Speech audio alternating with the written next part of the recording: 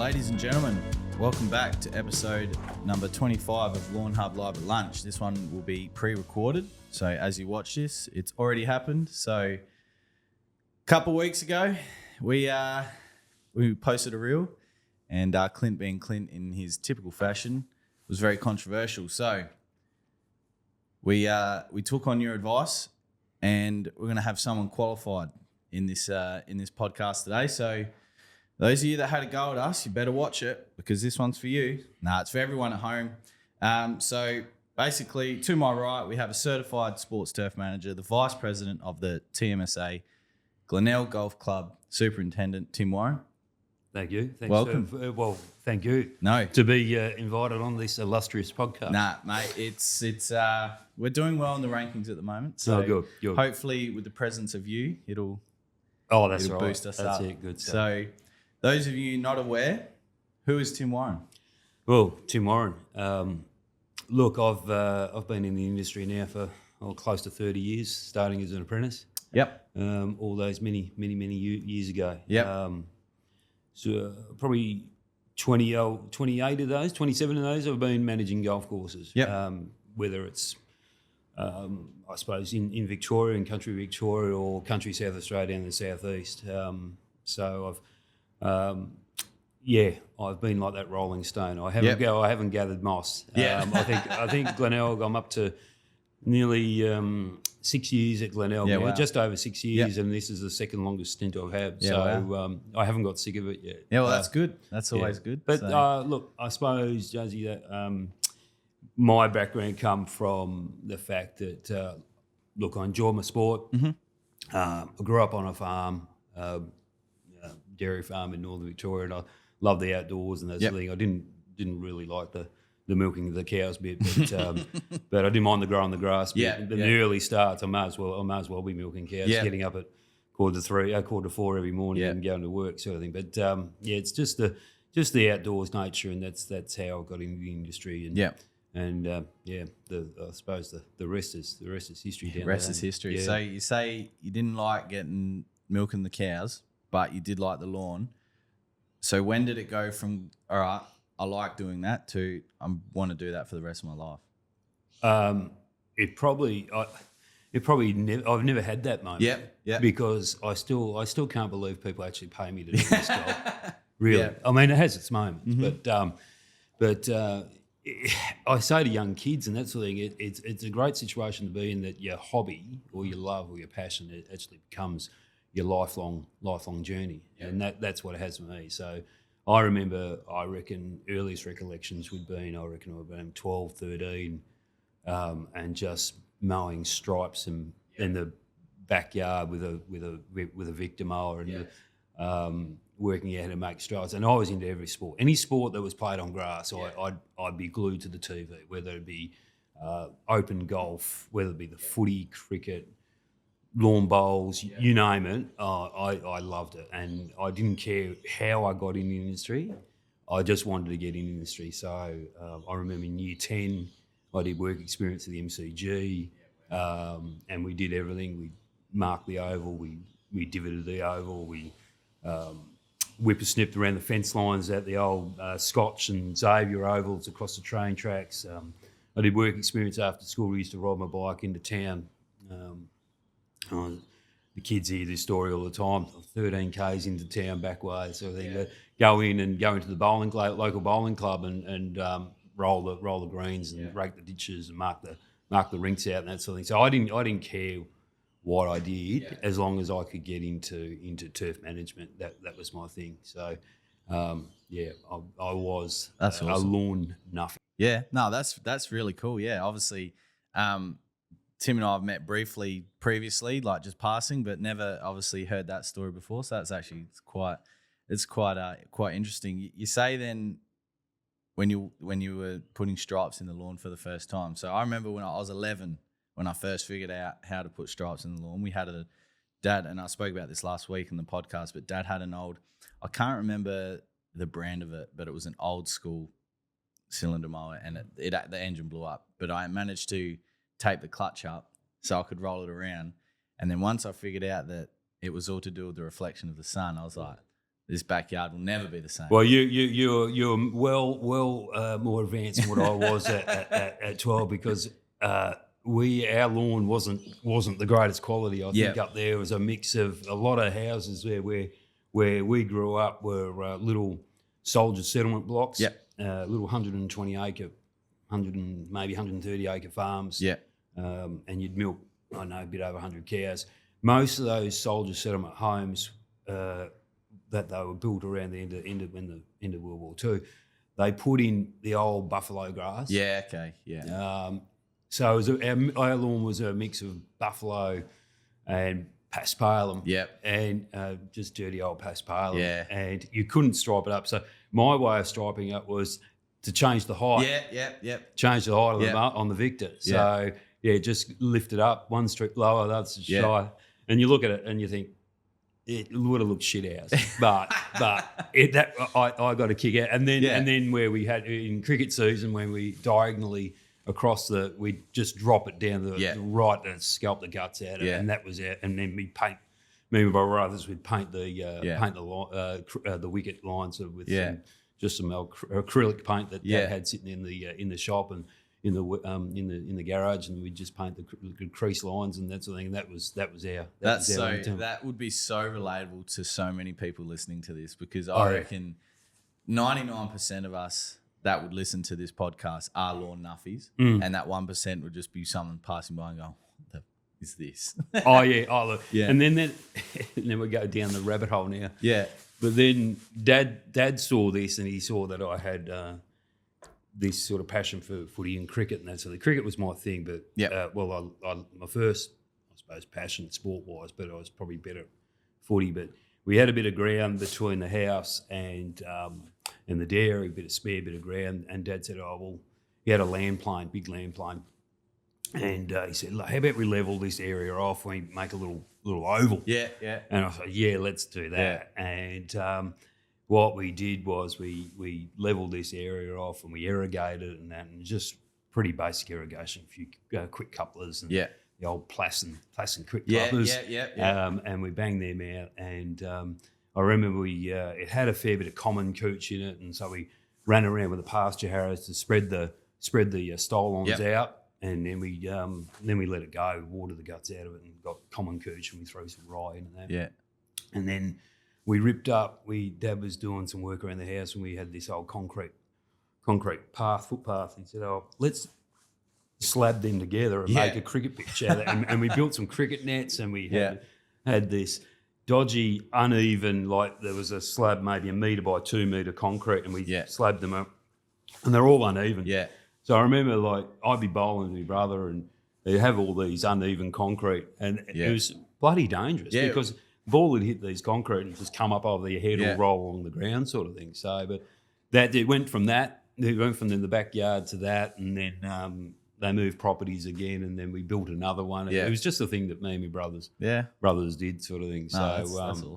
So and I think it's still up at Mum and Dad's. There's still the remnants of the oval out the back, sort of thing. But we went. Each incarnation of our ovals got a little bit more technical. The last one I think was a sewn tall fescue oval with a three deck Santarana wicket.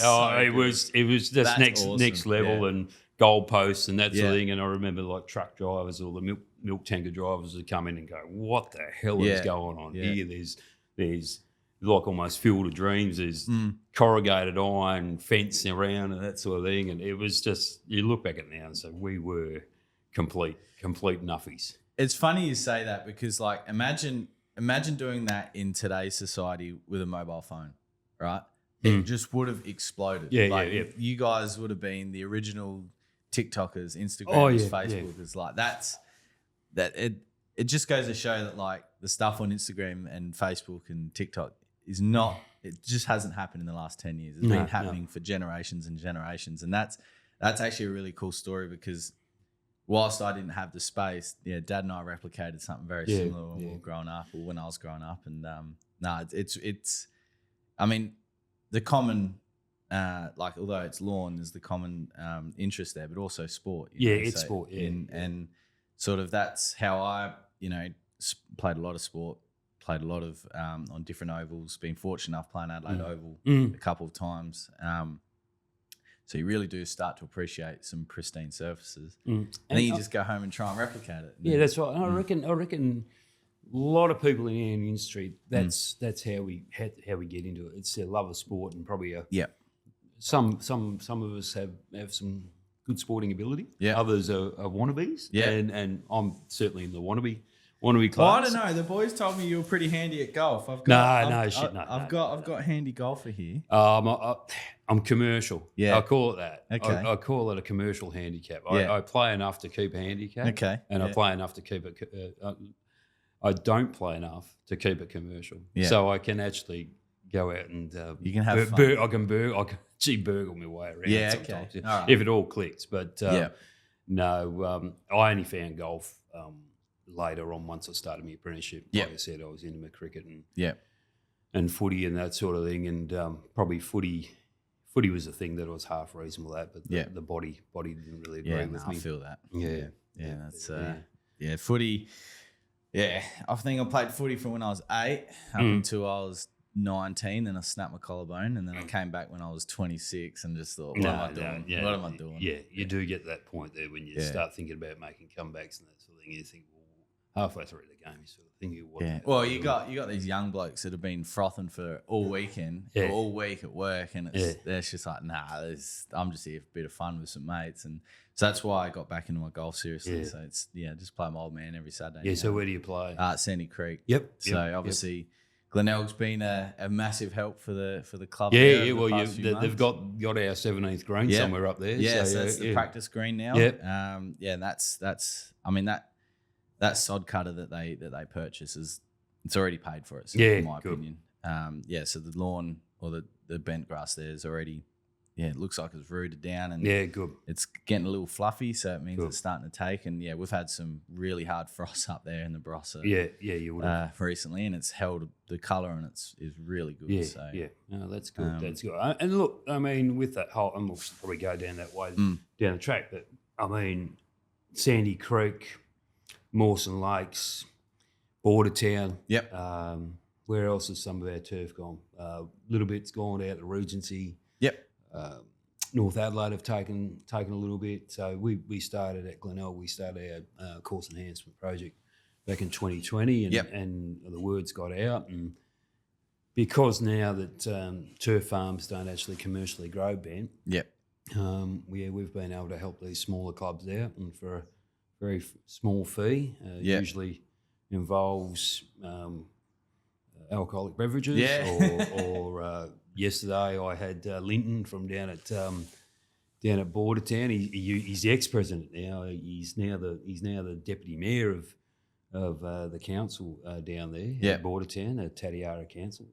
Dropped in a couple of crowfish into the. I mean, he said I was up in town. I thought I'd drop you a couple of crows in. I said, "Yep, no worries, thanks, Lynn." Take them. For sure. I'll take they'll be on the menu probably this weekend. Yeah, beautiful. Yeah. You like your seafood? Oh yeah. I like I said, I spent 8 years of my career down the southeast. So Penola and Millicent and Mount Gambier. Yeah. So I sort of, when I moved down there, I was enlightened. Yes. The taste buds were enlightened. So I got my taste, or one of my vices. I got my taste for red wine down there, working at Penola, Coonawarra, and then Millicent. It was funny. I was down there when I went to Millicent. I thought I made the big time. I'd gone from Penola, where it was just me and volunteers at this golf club, to having an apprentice and a guy 3 days a week. And this apprentice, he was a ripping kid and a ripping greenkeeper. Yeah. And he's probably one of the better apprentices there. But there was he was a rat bag. Yeah. He was a rat bag. He's a rat bag with the ladies, and he's a rat bag. I don't know how he got killed, because he'd go down to Carpenter's Rocks. We'd sit down early in the week, and this is what I do miss this too. That in Millicent, you'd turn up to work, and one of my jobs was you'd get there early, you'd open up the clubhouse, particularly on competition days. And they used to have this massive big wood heater right in the middle of the clubhouse.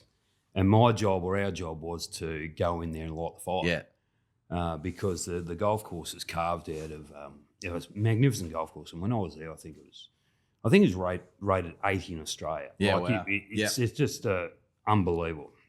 Anyhow, carved out of stringy bark and manna gum, and we had plenty of wood. So so this big wood fire we'd get going and that sort of thing.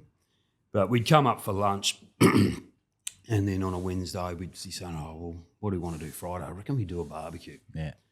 And Caney, this apprentice, he goes, "Yeah, no worries. I'll grab some crayfish and we'll do it on the barbecue. No worries." So Friday we'd come around, and we'd be sitting there, and then this other guy who was 3 days a week, we call him One Shot Jono. He's right into his shooting, like game shooting. So he'd go up to Kingston quite regularly and go spotlighting for deer. Yeah. So we would have on Friday a barbecue, of venison steaks and crayfish. And Wow. but anyhow, I would say to Coney, where do you get your crays from? He goes, he said, I go down to Carpenter's Rocks and I poach the pots. Yeah. Yeah, Wow. I go diving and I just pinch them out of the pots. I said, mate, there's some notorious people that live down at Carpenter's Rocks, and if you get caught, you could be in those pots as cray bait, as bait, as bait. So Coney used to press the boundaries in that, but look, he was a ripping apprentice. When it was hot down there, we'd do a few hours. Like in summer, we'd do a few hours in the morning. And I'd go, right, how about we come back later on? We'll finish cutting fairways or something like that. We don't want to be in the heat, so we'd jump in the ute and we'd go down to Beachport or South End or something like that and just go body surfing or something like that. And then we'd go back to work. So they're the days that you sort of miss that it wasn't so. Yeah, I imagine that the committee and board and the GM at Glenelg would say, "Hey, I'm taking all the guys down the beach for the afternoon. We'll come back and we'll hand water greens or something like that." I don't think that's it, but I do miss those simpler times. You sort of take those moments for granted as well. You sort of, it's not until you reflect and you go, that was pretty cool. Oh, some of the stuff that you did, I was like we were talking about building ovals and that sort of thing. Like a couple of 15-year-old kids with chainsaws with cutting with no PPE, just cutting all. Yeah, some of the things like you just now with all the legislative requirements you've got to do with PPE and OH&S, etc., or WHS. Some of the stuff we used to do 20 years ago was, you think, righto, that was a bit sketchy. But, but it's all life lessons. Absolutely. I can now tell all the don't do that.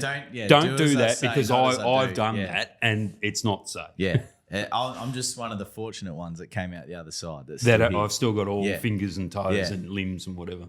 So you talk about the course enhancement project. The Glenelg Golf Club website is very good at information, documenting that whole process. And I've read the entire selecting of the cultivars for the greens. Those of you that don't want to read it, it is a quite lengthy read, but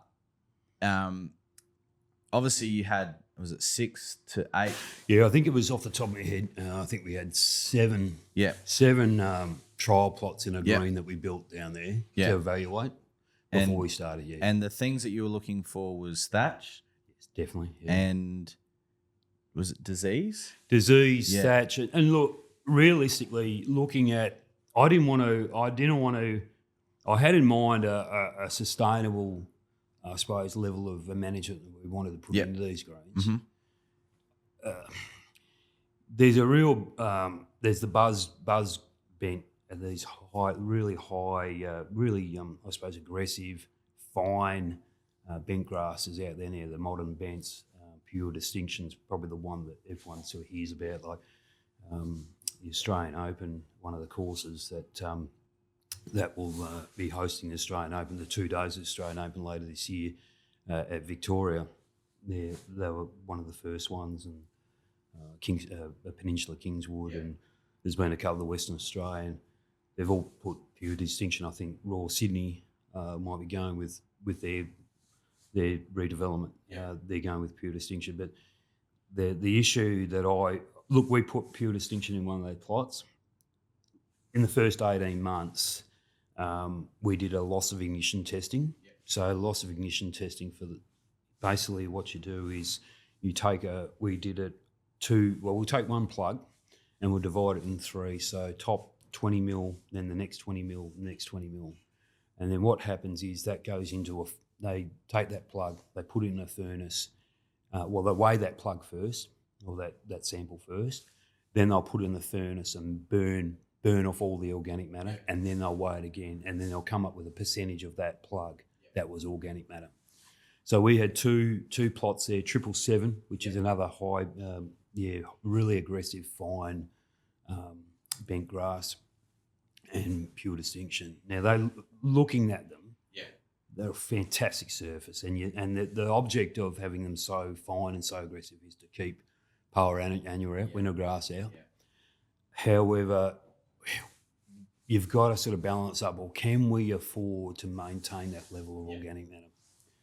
And look, when we're sort of targeting somewhere around sort of 4% over, well, let's say 3%. 3% would be the mark with that age of that growing, 18 months. Now, they were right through the roof. They were about 5% after 18 months.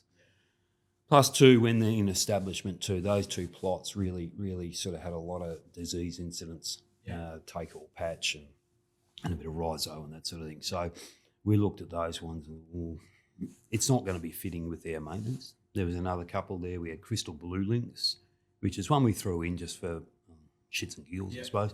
It's one in America that they use a lot in fairways and tees and that. It's a bit coarser, and we were looking at maybe to keep into that linksy sort of feel of the place that Glenelg has, that we might be able to use it in a blend. It didn't really pass the mark. We had A1, A4, another really aggressive one that I think Grange have got. And then we had Mackenzie and Dominic Stream. And Dominic Stream, there's been so many reincarnations of that Dominic Stream mix. It's usually 3 or 4 in that. So in this current one is Flagstick 007 and SR 1152. And then we had Mackenzie, and we thought, well, these two, they look good. They look fairly similar.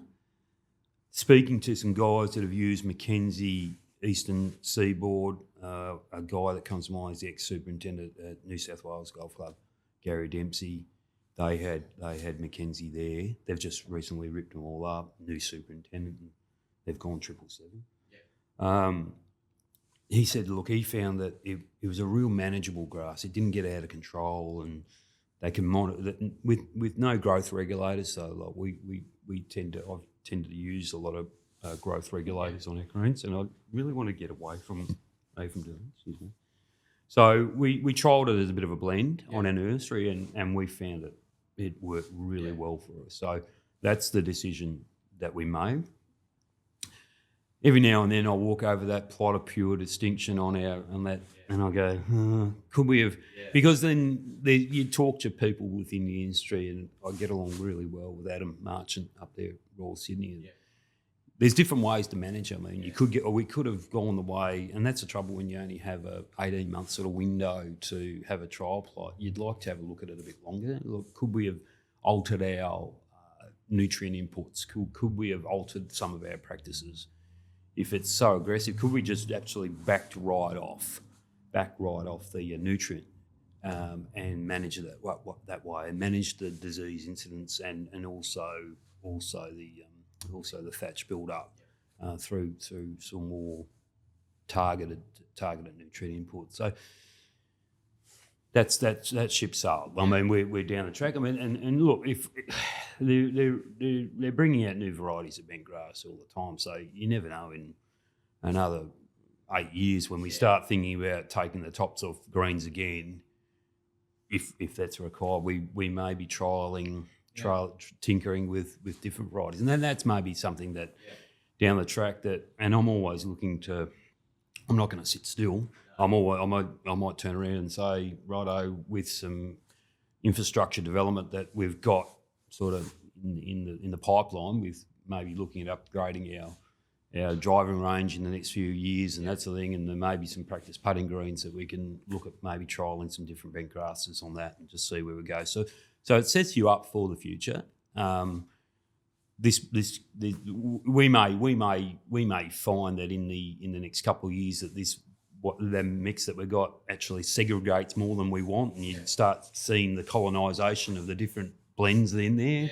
But that's something I don't mind the look of. It gets that old school look that you get, that mottled look in winter, especially in winter when the bent starts going into not a full dormant state, but really the growth rate slows down and things start segregating, that sort of thing. So, time will tell where we go with that. Yeah, and I mean, you made a comment there that you found that said variety, like pure distinction, you wish you had longer time, but in that period of time that you did test it, you found that other varieties suited your program or maintenance plan. I think that's resonates a lot with the homeowner, like someone, and that's the trouble with, I suppose, social media. You got people from all around Australia going, no, you need this variety, but it might not be suited to your particular climate. And I think that's really important because not one grass variety is going to be suitable for everyone, unfortunately. No. That's just the way that it is. And you got to really, obviously not everyone is going to be able to go and do an 18-month test at home. But if you're building a new estate or in a new estate and there's been houses there and you're really into your lawn and you have an idea of what you want, just go for a drive. That's it. I'd be just doing a drive around. I'd be talking to guys like yourself or others and saying, even like your turf wholesalers, like your Paul Munns and that sort of thing, going, so cut the crap. Tell me what your most popular variety is and where is it going, and show me sites that I can have a look at it and get down and on my hands and knees and have a look at it and that's it, and see how it works and what inputs are required. So the rest of the course, T to green, is Santa Ana. So again, we were very controversial the other week with Santa Ana, but obviously in South Australia, like for me, I've had Santa Ana since I was bloody 8 years old at mum and dad's place. It just works in our climate. It does. And look, you got so many varieties out there now that are kicking around. It's getting almost confusing. Confusing is the correct word. And especially for the homeowner or who wants to, built my dream home. I've got the new estate. I'm really into my lawn. I want to get it right. And you just get bombarded with, you got this variety X, Y, Z. For me, you look at what works, and you can go to, you take for example in our game. I mean, for us, you look at Grange is all predominantly Santa Ana, Kooyonga's predominantly Santa Ana, and we're predominantly Santa Ana, and look, the club to its credit, when back in the late 90s, when the place was predominantly Glenelg Cooch, which was the derogative term, the fact that the Glenelg was predominantly Kikuyu fairways, and it was called Glenelg Cooch. The club made the decision to they're going to go really aggressively at eradicating Kikuyu, and the first couple of fairways they did. And for people that the secret's out of the bag, so when they're playing and they want to see Glenelg, so fairways 8 and 9 are wintergreen. Yeah. Okay. Yeah. And that's a whole different ball game. Yeah, absolutely. Well, that's I think Matt was saying that Teacher Gully is wintergreen. Yeah. Oh, look, to me, and it's a good comparison to me when you look at our Santa Ana fairways, the ones that are pure, because we still have a couple of fairways there that have a fair bit of common cooch or, as we call it down there, Seaton cooch or that sort of thing. But the fairways that are pure Santa Ana compared to those couple that are wintergreen, chalk and cheese. Yeah. It's almost, for us, it's almost like a glorified cool seasons grass. And the first fairways to drop colour are those two fairways. The first fairways that get disease are those fairways. The first, compared to the Santa Ana fairways, they're almost bulletproof. And and it's important because that's in our climate. Yeah. That's in South Australia. So that is really important, because I know there'd be people watching this and going, Santa Ana's shit. It's in our climate, in our setting, in our weather. It is spot on because the thing here in Adelaide, I mean, look, we had it when I was doing my apprenticeship up at Yarrawonga and Border Golf Club. The Murray course was only a few years old. Yep. And we were trying to grow cool seasons fairways, ryegrass fairways in northern Victoria. They weren't cool season fairways in summer. They were a mix of ryegrass, dead poa, and then summer grass. Yeah. So the club at the time made the decision to convert the place to Santa Ana, and up in that climate, they get that little bit of humidity up there. Mm-hmm. And feeding, we would be spraying so much primo. Yeah.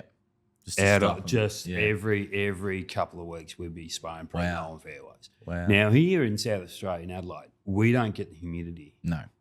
I mean, our goal as golf course superintendents, whether it's bent grass greens or fairways, is we're not there to grow grass. We're there to have grass on a level that is just ticking over enough to recover. Mm-hmm.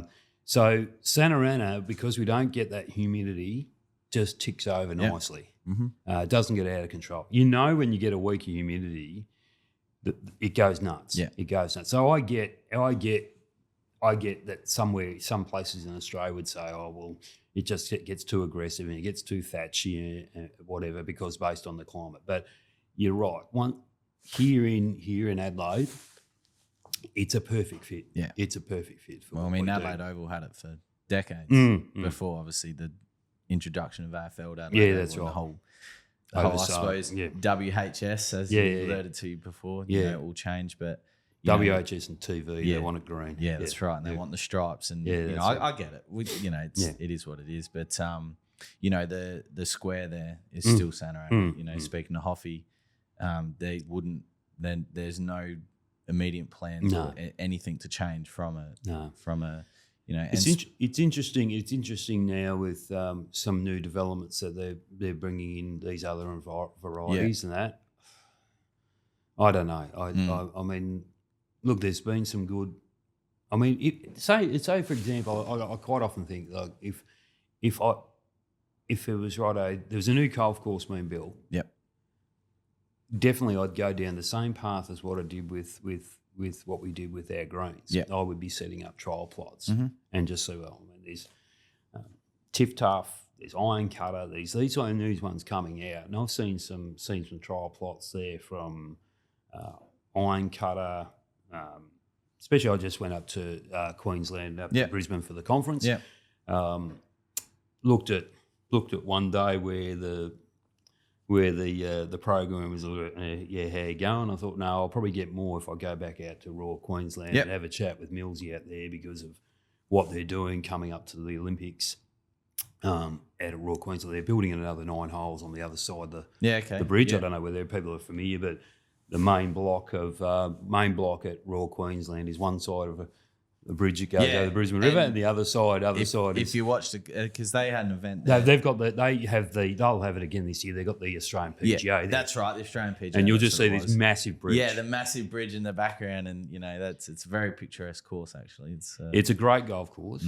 Green complexes are really tough because they're all cooch up there. Yeah, and that's the first time actually I've putted on 18. Like I've putted on the odd cooch green, but 18 holes was tough work. But going through, went out there and had a chat with Millsy, and he's got some trial plots, and he's doing the exact same thing. He's set up a whole hole where he's trialling different cooch grasses, trialling different bunker construction techniques and that sort of thing. Yeah. All based on the fact that they've got to build another 9 holes for 9 holes for the Olympics. Yeah.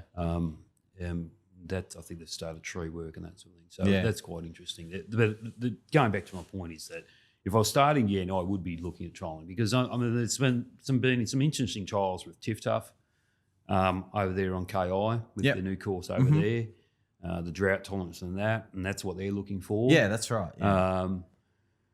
what I found that it was interesting with Santa Ana. I was down at Lynx Lady Bay I worked down there for 3 years, and we were all Santa Ana down there. And the issue that we had down there is that the back nine is watered by recycle or effluent water and that. And when you do water, you get this growth and get all this thatch build up. And when the water wasn't there, you'd have this real mottled sort of look through the summer and that sort of thing. I think that's probably the only real negative, that you've really got to watch your nutrient inputs into Santa Ana. Like I said, it's just maintaining growth. Well, you said it before, didn't you? You're not there to cut grass, you're there to maintain. Yeah, that's right. And we talk about it, obviously, at renovation time as well. Like, you do all that prep, you get it done, and then you get that surface back after 4 weeks, depending on when you do it. That's what you want to maintain for the rest of the season. That's right. And you let it get away from you. That's right. And especially on an 18-hole golf course. Yeah, that's right. That's right. You got to... So you're always constantly tweaking your nutrient inputs and how you manage it and that sort of thing. And it's also, too, what you can afford sort of absolutely maintenance-wise, too, and resource allocation, especially in our situation where we've got course construction on and we're doing it all in-house, and you've got to sort of balance up, well, could we get away with it? Like, normally we'd probably, when we renovate, we'd put a renovation fertiliser, granular fertiliser, and that'd be our base nutrition for the summer. But we've sort of played around with putting an extra application of granular fertiliser coming into dormancy. And backing off on our rates of foliar through the summer. Which we've had some good results with too. So, and that's a resource based, as well as budget, but more or less a resource. I don't want to be having to put a lot of nutrient through foliar fertilisers. I tend to look back now and say, well, let's bulk it up with some granulars, a couple of applications of granulars that can get us through the season. And we talk about it. So, going into winter, like all the prep's done in pretty much late summer for winter, for for not just golf courses, but obviously turf fields in general. But we talk about managing the curve, so the colour drop off. So, unfortunately, we get people message and say, "Oh, my lawn's dormant. How can I be?" Well, it's too late, obviously, by then. But so we've written a program that will curve that colour loss with a couple of different granular applications before winter, while the soil temps are still there. And we've found we've got a couple of guys that sort of test our plans for us, and they're like, the colour's just been magnificent. So we changed things up a little bit, and look, committees look at you with a strange look when you start sort of sitting down with them at a course committee meeting in February and saying, well, we're doing this and this, getting ready for winter. They're not even thinking about winter. No, they're not. But I'm starting to think about, well, we all, as course managers, we're all starting to think about winter probably 12 months beforehand, what we're going to do the following winter, the next winter. But we went in fairly early with pre-emergence this year. We use indaziflam or spectacle pretty early this year at a full rate. We've been sort of playing around with sort of breaking those applications, doing split applications, halving the rate. But we were found last year and every year's different, because we had such a mild, wet start to last winter. We had a lot of power come up, and then we had to do some pretty hard post applications, and I didn't really want to go down that way this year. So we went out pretty hard. We went the full rate of indaziflam spectacle early on in February, and then we went out with a granular application. I'm hopeless. I can't even remember what I had for breakfast, the analysis of what we went out, but it had a high percentage of slow release because we wanted to get that 3 month sort of slow kick on.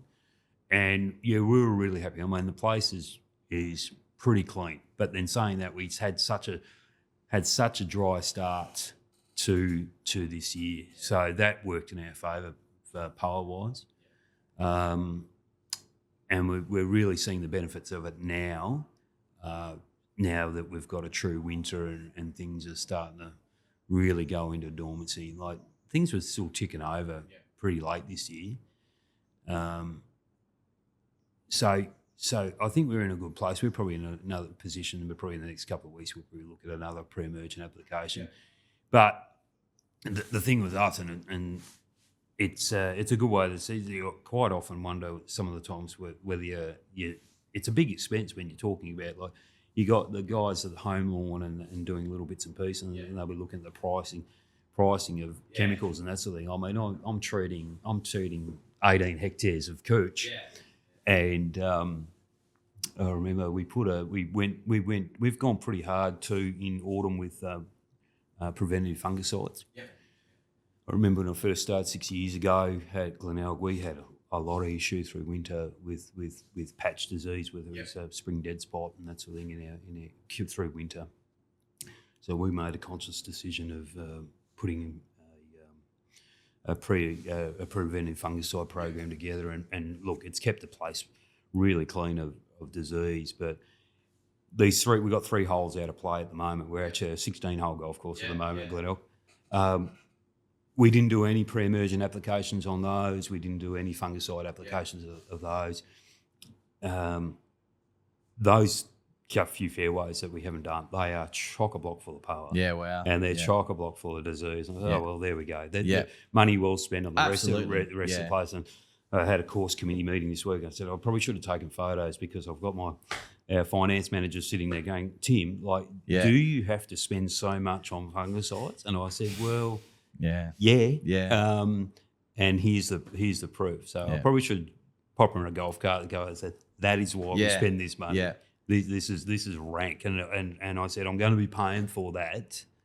And that's the thing with construction at the moment. I'm going to be paying for that for the next couple of years. Yep. Now I've got to go back. I'm back to square one because look, I'm going off on many tangents. That's what we're here for. Tangents here. But when I first started Glenelg, I mean, we had a real issue with power resistance, a massive issue with it. And I remember filling my ute up with plugs of power. And if you ask my kids this, oh yeah, right, we remember that. Dad made us take heaps of power plants and put them in the back of his ute. And we went up to Adelaide Uni, up to the weed resistance department there with Peter Pistalis there, Dr. Peter Pistalis. And he put all these power plants of ours through the they got a booth in there, a little shed with a spray booth in there. Yeah. And he basically said, I want you to test every chemical at every rate that's registered to kill power, and just see what you get, and even some unregistered stuff, just to see what happens. Just some ag stuff to see what happens. Yeah. And when he come back to me and I said, what's the results, Pete? And he said, look, the only way I could kill this power was 2 applications of glyphosate. First application at 800 mil of the 360 Roundup or glyphosate, and then 2 weeks later hit it again with 600 mil. Right up. He wrote that in a report, and I remember we sprayed that first application. I reckon we sprayed that first application early July. And we had a good result. We had a pretty good result. The power went off. And then it was quite a dry winter. And as soon as we spray it, like it's Murphy's Law, as soon as we spray it, we get this misty, shitty rain for the next 2 weeks, 2 weeks, then into 3 weeks. I'm like, God. And I'm actually starting to see the power recover from this 800 mil per hectare application, and then we get early August, we get right, go. And then you're thinking, and the things are the decisions you've got to make is that, August, we're getting close to these things waking up, and how much is the cooch has already been, the centre end has already been weakened by this first app, and then we're going to go with the second app. And I made the decision, we're going to go with the second app. We went with the second app and we had a great result. Yeah. We nuked it, and hallelujah, we've that. I remember going on leave in October, And Matua, so at the time, I was playing golf over on the Morning Peninsula. I get a phone call from Matua, and he said, Tim, I reckon we've got some issues here. And I said, what's going on, mate? And he goes, well, back nine fairways. It just seems to be the back nine fairways. Like, it looks like the cooch is trying to come out of dormancy, but there's areas there that are not coming out of dormancy. Like it looks like we've killed them. Yeah. So I said, right, well, send me some photos. And I said, mate, I can't do anything about it when I'm over in Victoria playing golf. Right. So come over and, it was pretty ordinary. So what we found, like the front nine was fine.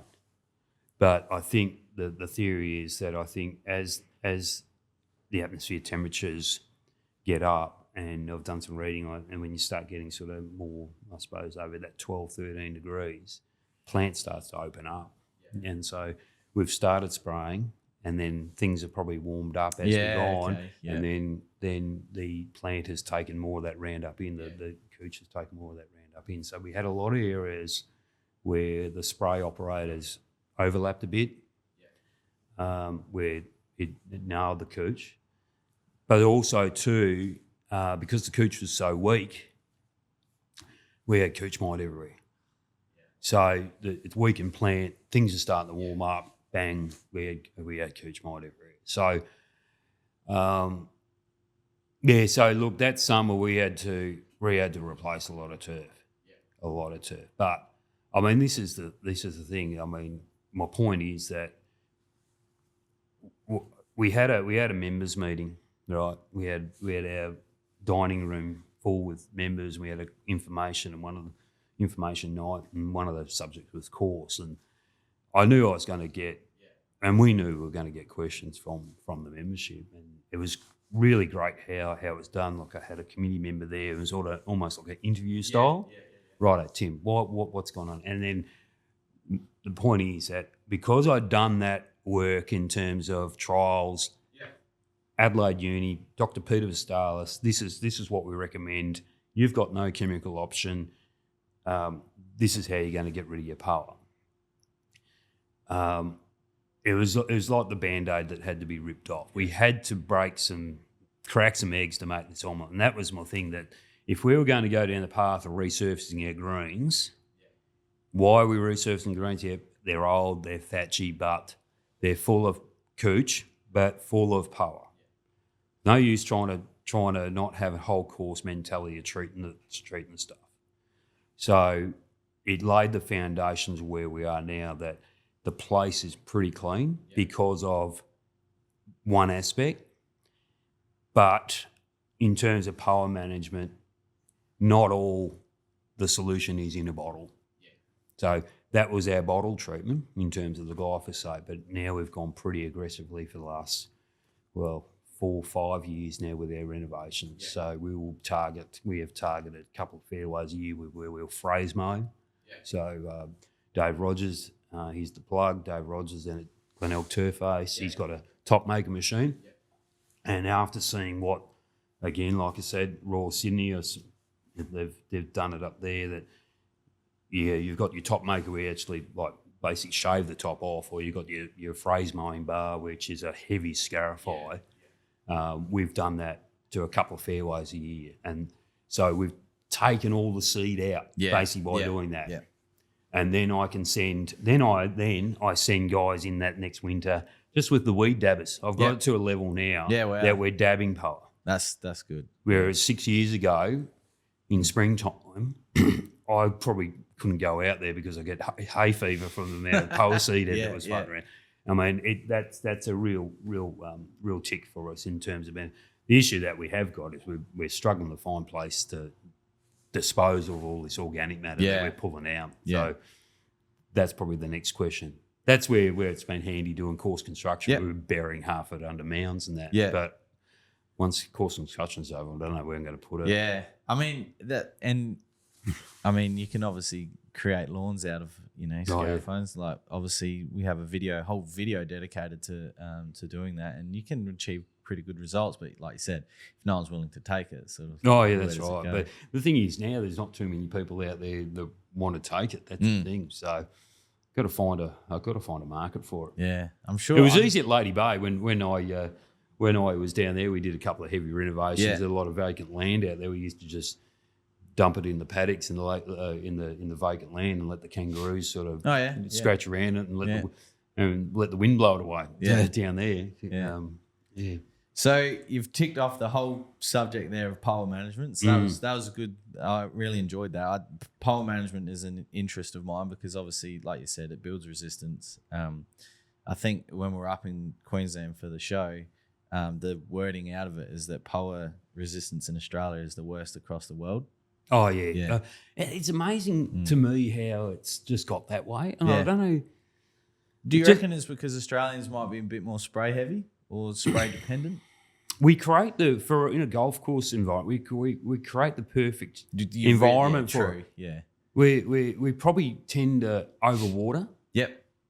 Out of fear of heat, or just it's just always been one of those things. Could be a little bit of arse covering too. Yeah. Oh well, it's just easy to bang the sprinklers on and away you go. Yeah. But then too, there's annual pole, and then there's the perennial pole varieties, and the perennial pole varieties are the ones that probably cause you the most headaches. And I think you've got to be onto them really early, and you've got to take a no prisoners approach to them. It could be plugging. Well, if I talk in a bent grass situation, so we've got now 10 new greens. The process is really the first year or so is probably for us what it is at the moment. Is the first year or so is hand weeding, just sending people across and with a screwdriver or a pitch mark repair and plucking out pole, and then following that it's dabbing. We'll dab with Power Cure. We've been using Power Cure, but that's not going to be all end all. I mean, no. Well, not that Nadine at Campbell's will like me for saying this. No, but the thing is, if we keep relying, that's a silver bullet, and we keep there'll be a day where Power is going to be resistant to Power Cure. Yeah. Well, I mean, Endothol was the Power Check was the standard for years. Yeah, it's interesting. I went to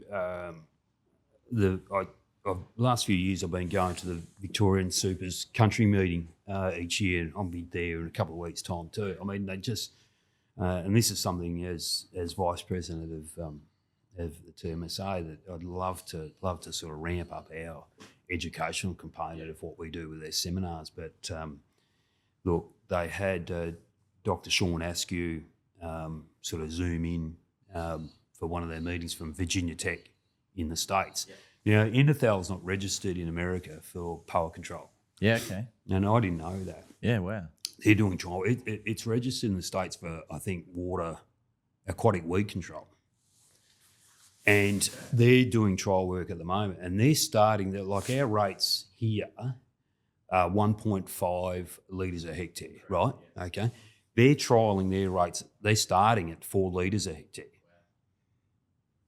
Wow.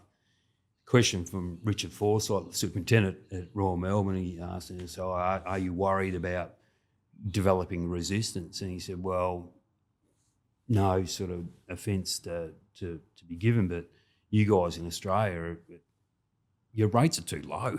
Yeah, okay, yeah. And look, we've played around with sort of little trial plots and just see what happens and that sort of thing. I mean, yeah, 4 litres a hectare is probably more of a achievable result. Yeah. It will knock the cooch around, but you do get a good result. Yeah. So there's ways of souping it up. I mean, we've played around with mixing glyphosate and Endothel together with some good results in small patches. I mean, we're not sort of going broad acre and sort of. I mean, the thing with me, I suppose, and I've got a new assistant, and he's learnt pretty quickly that I'm not afraid to kill grass to actually grow grass. Yeah. And I've done that quite regularly with the story I sort of told about. I was look between you and me and all you. I was worried. Yeah. When I was coming back from Victoria, thinking, "What the hell have we done?" But I knew I'd done the backing. But Yeah, but you got to play around. You got to play around with different rates. Absolutely. And that sort of thing. Yeah. But I was interested to hear that. Yeah, in the States that they're still doing trial work with Endothel at the moment. That's quite. Like I said, POA management, POA in general is a very interesting subject for me. And the more I learn about it, and I wasn't aware that they were doing such high. Well, to us it's high rate, but to them it's probably just a standard rate. But I don't know. And look, it's pretty subjective. I mean, the question is how much effort in a big area do we do in trying to control it? I mean, I know at Glenelg, if I said, right, I know, look, let's give up, the place would look not, it wouldn't present the way that our members would expect their place to look. No. So there's an expectation there that we keep it as clean as our resources will allow us to do. Yeah, absolutely. But the question is down the track, how much resources do you throw at it? I think at the moment we've got the balance. We'll never win the war. Yeah. It's always the battle, but I think we've got the balance between chemical control, manual in terms of cultural control, in terms of phrase mowing and our renovation practices. I think we've got that balance right. How well we go down the track. I mean, we're a highly trafficked golf course on small parcel land, and the issue is compaction and that sort of thing, and our soil types, and they're prone to compaction and that sort of thing. And the first thing is in winter that's going to jump in there when the cooch is worn to dirt is pole. So that's our issue. Yeah. Now, you talked before about in-house, all the work you're doing in-house. You're obviously trying to keep as much upskill within your staff. You've recently changed out equipment to the green stuff or the other green stuff, and then the sprinklers and irrigation systems also changed out to the green stuff. Yeah. Those in the industry will understand all that, but just talk through obviously the change to the John Deere and then the change to the Rainbird. I'll start with the Rainbird. I mean, when I first started at Glenelg, my start date, they'd already put out for want of a better word, tender to redo the fifth hole. And to the club's credit, I mean, they were meant to start the week I was starting. And to the club's credit, they said, let's put a pause on this. This is not really fair for a new super to come in and have to take over such a big project and that sort of thing. So they put it on hold. Might have got a few noses out of joint and that sort of thing, but they put it on hold. But I wanted then to look at it, right, let's look at it as more holistically. And I think without being too critical of the club and past management, whatever, I think there was a bit of a ad hoc sort of scattergun approach to what we're doing at Glenelg. And I wanted to sort of let's strip it all back. Let's look at everything that we do, right from where our greens are, our turf condition, we've touched on our power management, we've touched on our condition of the greens, our bunkering, and the unique style of our bunkering. Yeah, that's a whole nother project as well. But we'll touch on that later on. But and irrigation, where we're going with irrigation, which is important for a golf course. Like, it's the lifeblood. Yeah, absolutely. And it's one of those big ones, along with in your budget and your resources, staff and wages, water consumption and power, and then the ongoing maintenance of that. I mean, we was doing some rough sort of figures on labour, parts, water efficiency, etc., and power. I mean, each year we're probably spending close to $100,000. Yep. Just basically, my analogy was have a 44-gallon drum. Yep. Throw some kindling in it, and let's just throw $50 bills in there each year, because we're just burning money. So that was maintenance and repairs? Maintenance and repairs. Yeah. You'd have I mean, some of those areas of the irrigation system at Glenelg were 40, 45-year old. Which probably they were PVC. PVC. Yeah. Oh, mate, it was ridiculous. It was ridiculous. Yeah. We joked that the fifth fairway would be basically, there'd be slip fix pipe, slip fix pipe, when we ripped it up, we thought we should have been counting how many slip, and they had this habit of using slip fixes instead of repair couplings, and the slip fixes don't last forever. Usually, there was a leak; it was coming from a slip fix that was installed 20 years ago. But be that mate as it is, like I said to the club, well, let's put it out there. Like the practice fairways was one of the fifth fairway, and the practice fairway were our worst. Yeah, every week you were down there fixing something. I said, well, why don't we go to the irrigation companies, the two main ones, so the Toro and Rainbird, and let's put it to them and say, look, if we had the commitment, we're going to put an irrigation new system in tomorrow, what would you be selling us? And Rainbird were all over us like a rash. I mean, Mac Ross at that time was there, and they were all over us. Well, we'll give you this, and this, and we'll give you the centric control. We'll give you all this, and all you got to do is provide the design and the pipe work and the installation, and we'll do it. And Toro had to nudge a few times because they weren't coming to me, and and then they come up with their, I think at the time it was their Smart Hub or something like that. Yeah. And we costed it out and whatever, and we evaluated both sort of proposals, and we landed with Rainbird. So Matty did a design up for us. Rainbird supplied all their hardware, and we purchased the pipe and whatever, and did majority of the install. I reckon at the end we were, because of the practice fairway and the logistics of it and the pressures of the pro shop wanting to have the practice fairway open, that's something we end up shutting it. So we would look, that was an adventure in itself. The pro shop, because they're independent of the club and they wanted to keep it open, so we'd have a few hours in the morning, and then we'd stop work, and then we'd have to come back at night and do some work. So I'd a cashy for Johnny Cranwell from Adelaide, Johnny. Johnny was doing the EF welding, putting the main line in for me. He was welding up the main line, and then we had a poly sub-main, and then the laterals were all PVC. Yeah. So we put that in, and then we evaluated it and did some DU tests and did the maintenance and whatever, and presented a report to the committee saying, well, this would be the way we're heading.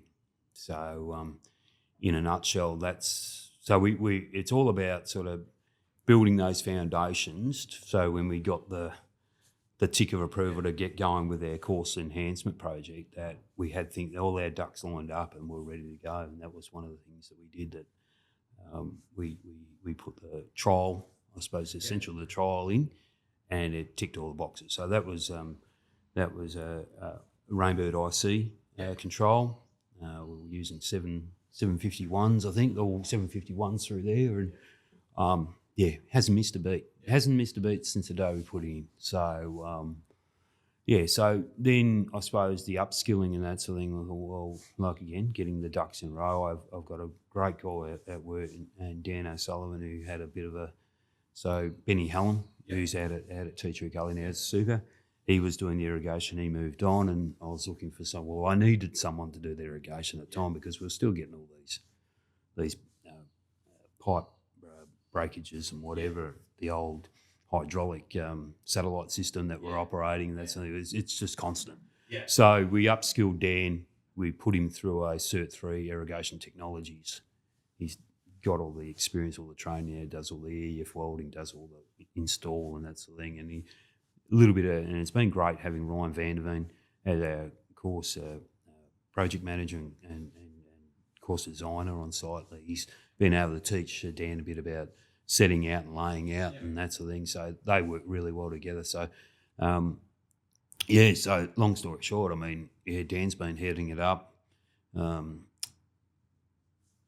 all the sort of layout, all the main install. He's probably our project manager for the irrigation, and then getting the guys some experience, our course guys, some experience in installing the because we're using Leanco sort of mechanical fittings to save some time. So basically, out of your main line, you're not having to do all these welds. You basically got a mechanical LV riser, basically a tapping saddle, and basically clamped in your 63 lateral and straight out herringbone design, and it's done. So it saves probably an hour, I reckon, of welding per lateral.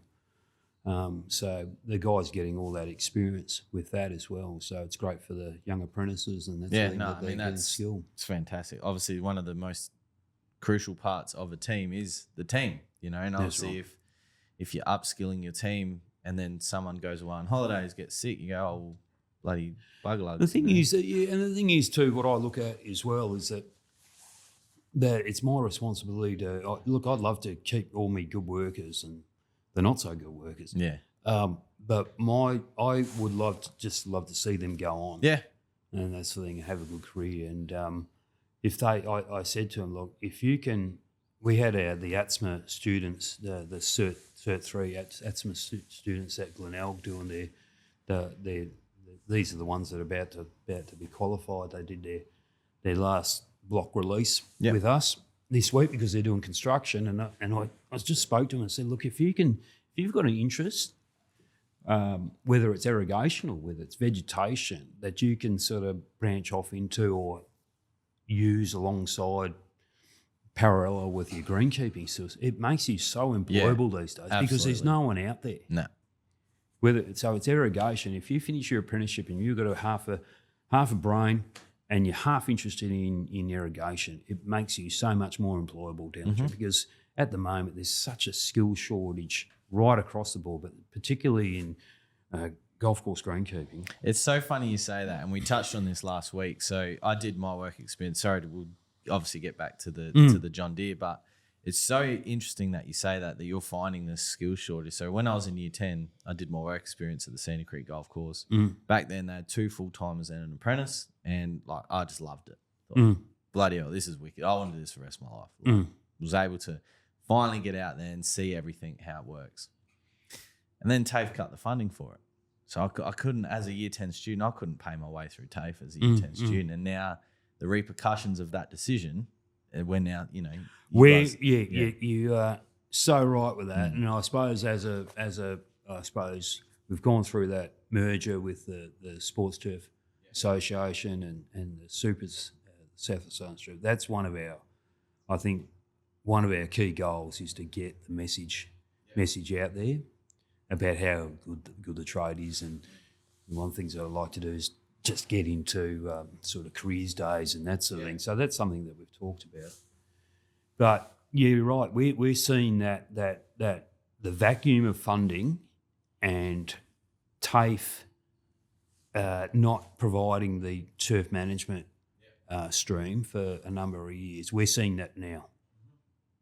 And my worries as an industry, I mean, the opportunities in the industry don't come up all the time. No. That's the thing. We're such a small industry. Yep. I'm talking golf in South Australia, that the opportunities don't come up too often.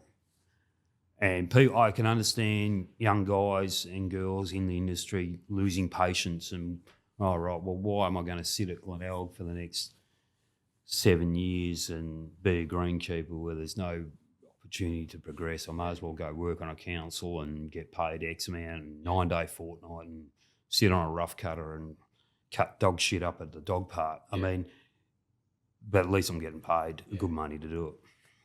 That's our trouble, that there will be in the short term, in the next 4 or 5 years, there will be some movement. I can guarantee you that. Yeah. And then I look around and go, who's out there?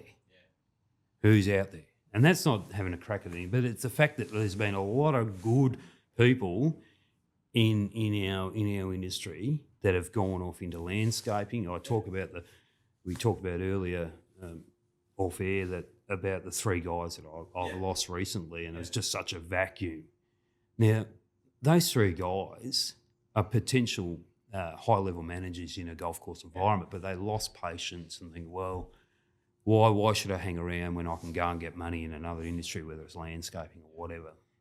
So that's my worry, and you're spot on. I mean, state government and taking funding out of for turf. And when you think about, I mean, look, I'd love to know the figures, but when you think about what the net worth of our industry, whether it's golf, sporting fields, sports grounds, turf farms, home lawns, whatever, is worth to the economy, and you can't justify. Yeah, well, I mean, I just don't get it. Yeah. I really don't get it here in South Australia. How we've got to this situation where we have got the poorest education out of all the mainland states. Yeah, it's just frightening. Yeah, but credit to ATSMA and rolling out the fact that the offering that of the Cert 3 turf. There's others out there that are doing it as well, but I know our guys are with ATSMA and doing a great job. But there's others out there which support our industry. But look, it's a credit to them that they've got that far. Yeah, and they're offering it that. Yeah, I mean, like, obviously, and you can. It's easy to point the finger. Obviously, it happened.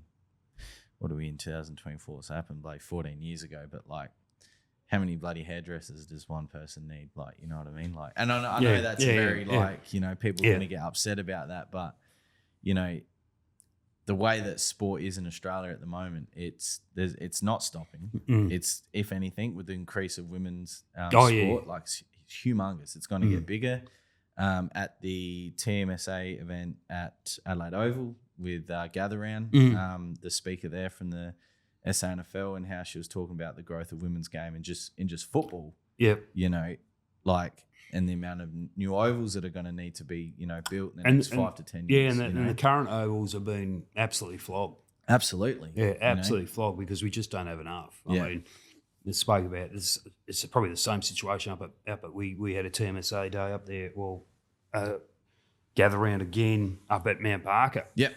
And people there at the council say, like, they just don't have enough facilities for the population growth. Yep. So, yeah, it's an interesting one, but yeah, it's disappointing that we've got to that situation, and we're getting the fact that there's just no. I'm advertising at the moment for a qualified greenkeeper. That's probably my preferred option. Yeah. But I've had to advertise for a qualified greenkeeper / qualified landscaper / groundsman. And when I say groundsman, well, if you've got half a brain and a good work ethic and been working, that's what I'm looking for. Yeah. I mean, the last guy I put on as groundsman, he's been brilliant. He's a qualified butcher. Yeah, okay. But he just wanted he was a butcher.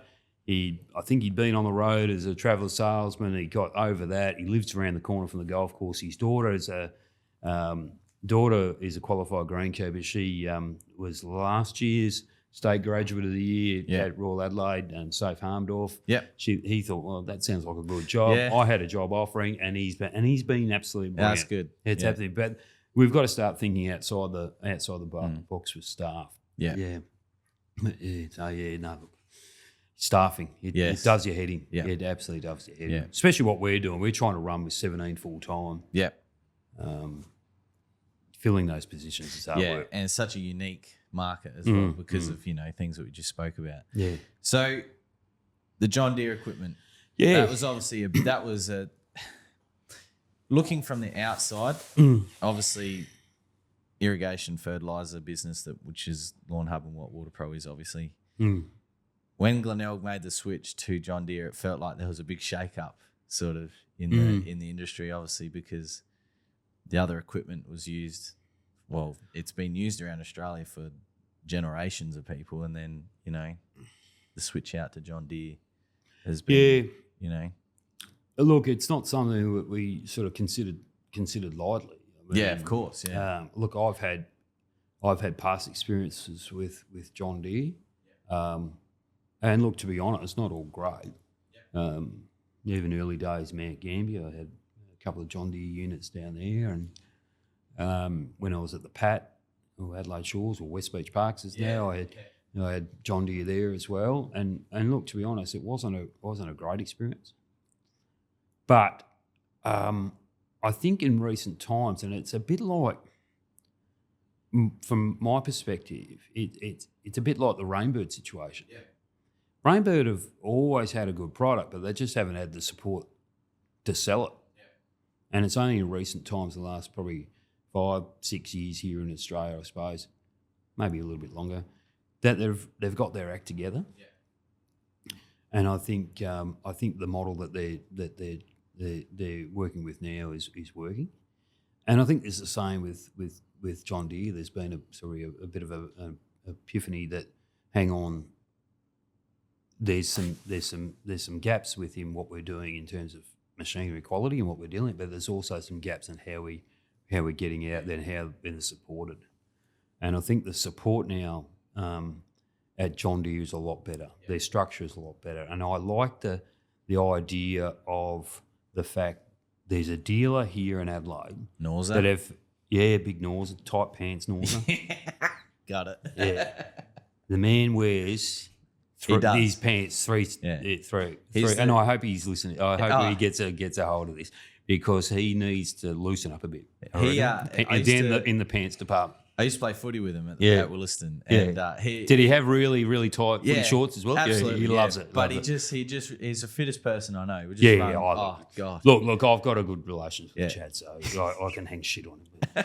But what I do like, look, beside the fact that they're good guys out there, he's got a good. I mean, he does no work. Chad does no. It's all Jacko. Yeah, Jacko does the work. Yeah. But what I do like, in all seriousness, the fact that I've got a dealership here, that if I've got an issue, I'm straight on the phone to those blokes and say, we've got an issue. Yeah. And it gets sorted. Mm-hmm. Now, that's so important. You've got to have that relationship. Yeah. Now, we've had the Glenelg Golf Club had a long and very good relationship with Toro, but we've leased our machinery, and the issue that we got, if I've got a machine that's coming off lease, I would probably I would want to think that, all righto, they know that that's coming off lease. I should have a fairway mower ready to go. No, and they can't. And nothing is, but there's supply issues there. And when I'm in the business of cutting grass and presenting a golf course, I want to know that when time comes that I've got to have machinery turned over and changed over, I want it there.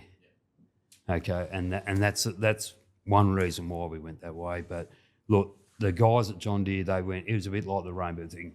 We kicked that many tyres that we had green stuff dropped off us left, right and centre. Right, try this, try that. And they were really keen to get a Group 1 club on board.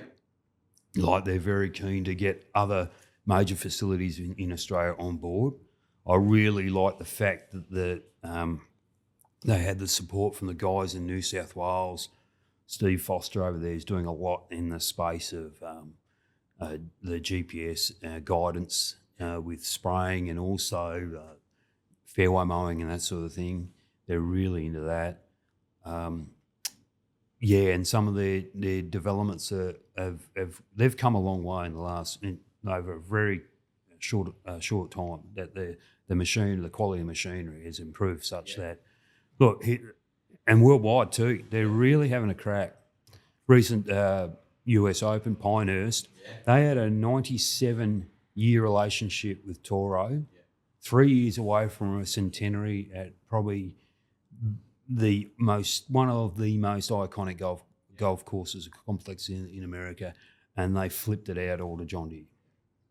And I remember sitting in on a Zoom call interview with John Jeffries, the superintendent, and their relationship that they had with John Deere and what they've built up. Our GM, he went over to the States there, and he inspected a couple of facilities that are full John Deere, and met with the guys from John Deere and that. Just to build up that sort of confidence that we were making the right decision. So that's look, I'm confident that we've made the right decision. The machinery, like I said, we've kicked enough tyres. I wouldn't just say right in blind faith go, yep, no worries, come in. I mean, we tried before we bought, and They bring such support too from their ag division as well. We're confident, and the support that we're getting not only from Metropolitan Machinery, Chad and Jackson and the guys there, but also Timmy Gamage from who's our state manager based in Victoria. He's been sensational too. Good. So at the moment where we're at, we've got delivery coming, a next lot of delivery coming in probably at the end of this month. One of those is the GPS spray unit. We've just finished Lockie O'Neill, my turf tech. He's just finished, and another guy on staff, Kingsley, just finished mapping the course. So we had the most high tech 50-litre croplands trail spray in Australia. We had the Starfire receiver and the set up on there, and we just basically walked around the greens, collars, approaches, tees, fairways with that, and mapped everything out. So we'll be able to take delivery of that and have it all pre-mapped and good to go. So looking forward to that. So we've got a fair bit of gear coming through. We got the there's not too many of them out in Australia at the moment, but we'll have late August, we'll have two of the electric walk behind green smiles. With the view of swapping out the other two Toro E-Flexes that we've got next year, so we'll have a full fleet of that. So look, really comfortable with the decision. Nice that we've made there. So all the greens, are they cut by walk behinds? Yeah, we do. We probably cut walk behind with the walkers probably twice a week, midweek. I mean, in the peak of growing, it'll be Monday, Wednesday, and Friday. On the Sunday morning, we'll cut with a Triflex, combination of the Triflex and the electric mowers, just for the noise issues, because we've got some neighbours. We've got some neighbours that get a bit sensitive about the noise on Sundays. Next to an airport and a golf course. I mean, you can sort of set your watch to. You don't even have to look at the watch. That first plane that goes out at 6 o'clock. Yet we're not allowed to make noise on a Sunday morning before 8. But there's been about 20 planes go out before then. Interesting. It is interesting. I think I say to the guys, it's more the lights. Okay. They see the light. They're awake because Jetstar's gone out to Sydney at 6 o'clock. They're awake, and then you're down there, and they see the lights down there if in winter, and they're straight on the phone to the council saying those guys have been working before 8 o'clock, sort of thing. So I say maybe go into stealth mode when you get down to the fifth, turn your lights off, and then cut that green with the with the electric mower where you go. Because we heard for at Live, we heard the noise that the battery operator or the electric mowers make. They make such a little noise compared to a petrol mower. But like you said, you put the lights on. They're down there working. Straight onto 1-800 council complaints department. Why are they doing that? I find that funny though. Like we're getting a lot of that with our course enhancement. That what are you doing with those trees in there? And what are you doing building those mounds up? We can't see. Well, we're not in the business of providing views for you guys. That's right. Yeah. We're in the business of actually producing a golf course for our members and guests, not boosting your house valuation. Yeah, that's right. You just sit so you can see down the 18th green. I'm getting so many down Bonython Avenue. There's so many new houses being built, and they're all 2-story. They all got balconies overlooking the golf course. You're looking out and you're looking at these people's balconies and that sort of thing. So that's the thing at Glenelg. We're so landlocked and it's on such a tight site. It's only 48 hectares. Yeah. And Rowie over at Grange, he sort of jokes that we're a little 9-hole golfer. I've probably got a little 9-hole compared to Grange with their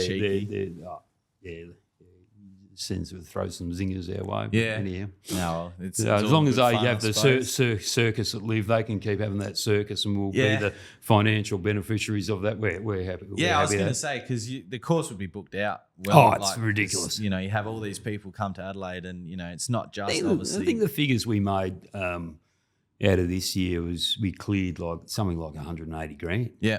For a week's work. So it's that's like cart hire, green fees. Food and bev and that sort of thing. I mean, it's gold for us. So, and that us and I put it in the notes of something that we're going to talk about, but like obviously, whilst Glenelg's not directly involved with Liv, you do benefit on the back of having so many people in Adelaide, so many golfers want to play the top tier golf courses in Adelaide, you know. So definitely. I mean, we all benefit, and even like you go down as far down as Victor and South Lakes and all through the hills. Everyone, there's just an influx of golf. It's been great for and look, hospitality and that sort of thing, especially around where they're staying. I'd love to know the figures that the guys, the accommodation around the bay and Airbnbs and that sort of thing, bring you into the area. It's unbelievable. I think the figures that the state government released was around $100 million into the local economy. And that's like, I know that's obviously the state government. They could be inflating numbers or they could be deflating numbers. You never know. You know, that's obviously a lot of money and a lot of tourism, especially in little Adelaide. You know, come on with that with gathering. I mean, that's what we found. It felt busier last year because Gather Round was so close. Yeah, it was the week Gather Round. And I felt it was busier, but then the numbers that we did this year were better than what we did last year. So I think maybe we managed it a bit better than what we did last year. It was all sort of new for us last year. You mentioned off air previously before we started that you had the pennants competition. That was this weekend coming? Last weekend we had that. Yeah, really happy with the way that come up and that our conversation was more around the fact that we've probably dropped off a little bit with our social media, and that's something that we've really, a couple of years ago, were really strong on that. But we had Bonner Cup and Pike. So you're probably your second division down from Simpson and Sanderson that was over at Grange. But I was really happy how the course come up. We had some good feedback. The fact is that we had a couple of really good frosts we did prior in the place, and I'd been pretty. Last year we used a lot of pigments.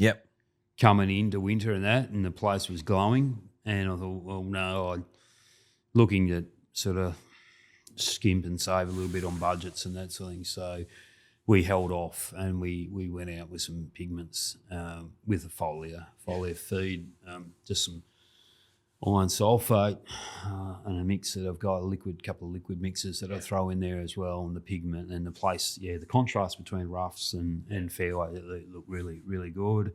Greens coming into that, we gave them a light sand dusting. We don't do a hell of a lot of dusting through winter, but we just felt that we needed to try and level things out with the amount of traffic we got, with the amount of pitch marks, and we just try and level things out a little bit.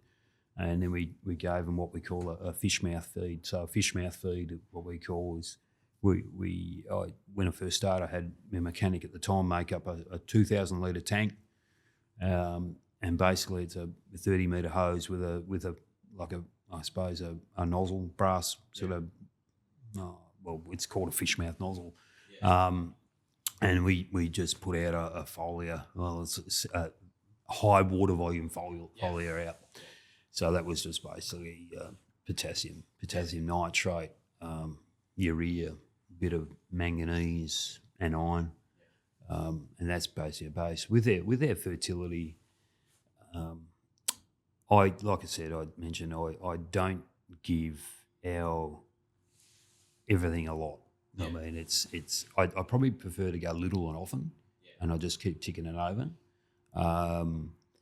So we might put on just under 100 kgs a hectare of nitrogen for the year. So pretty low, but I just put on enough to keep recovery. And I've probably backed up. When I first started, we were probably a little bit higher with our N. We had to work on some density issues that we had with the greens, but we've backed it right off now. So I'm pretty confident where our fertility programs are at. Look, we do a lot in terms of measuring our performance, and old school greenkeepers or turf managers, it's all in the feel and the smell and the taste of the grass or whatever. But for us, I like to combine that old fashioned feel with a bit of righto, let's measure and let's see. So look, every time the guys cut greens. They'll measure their clippings on how much they're harvesting off each green. So we have some set points there, what we're looking for. We're looking for around about somewhere between 15 and 20 mil average per square metre. We know if we go up higher than that we need to probably pull back on some N or throw in next time we run over the greens with a boom with some urea and some growth regulator to pull them back a little bit. And each Friday we do, and this is good for the apprentices and that to get a idea of what we're trying to aim, but what they're doing all week is this is what we're working towards. So we'll go out and we have selected greens where we'll test the firmness. We'll have a true firm meter, and we've got some set parameters where we want to have the greens at. Come Friday, we'll stim, we'll measure the speed, we'll measure moisture, we'll measure salinity.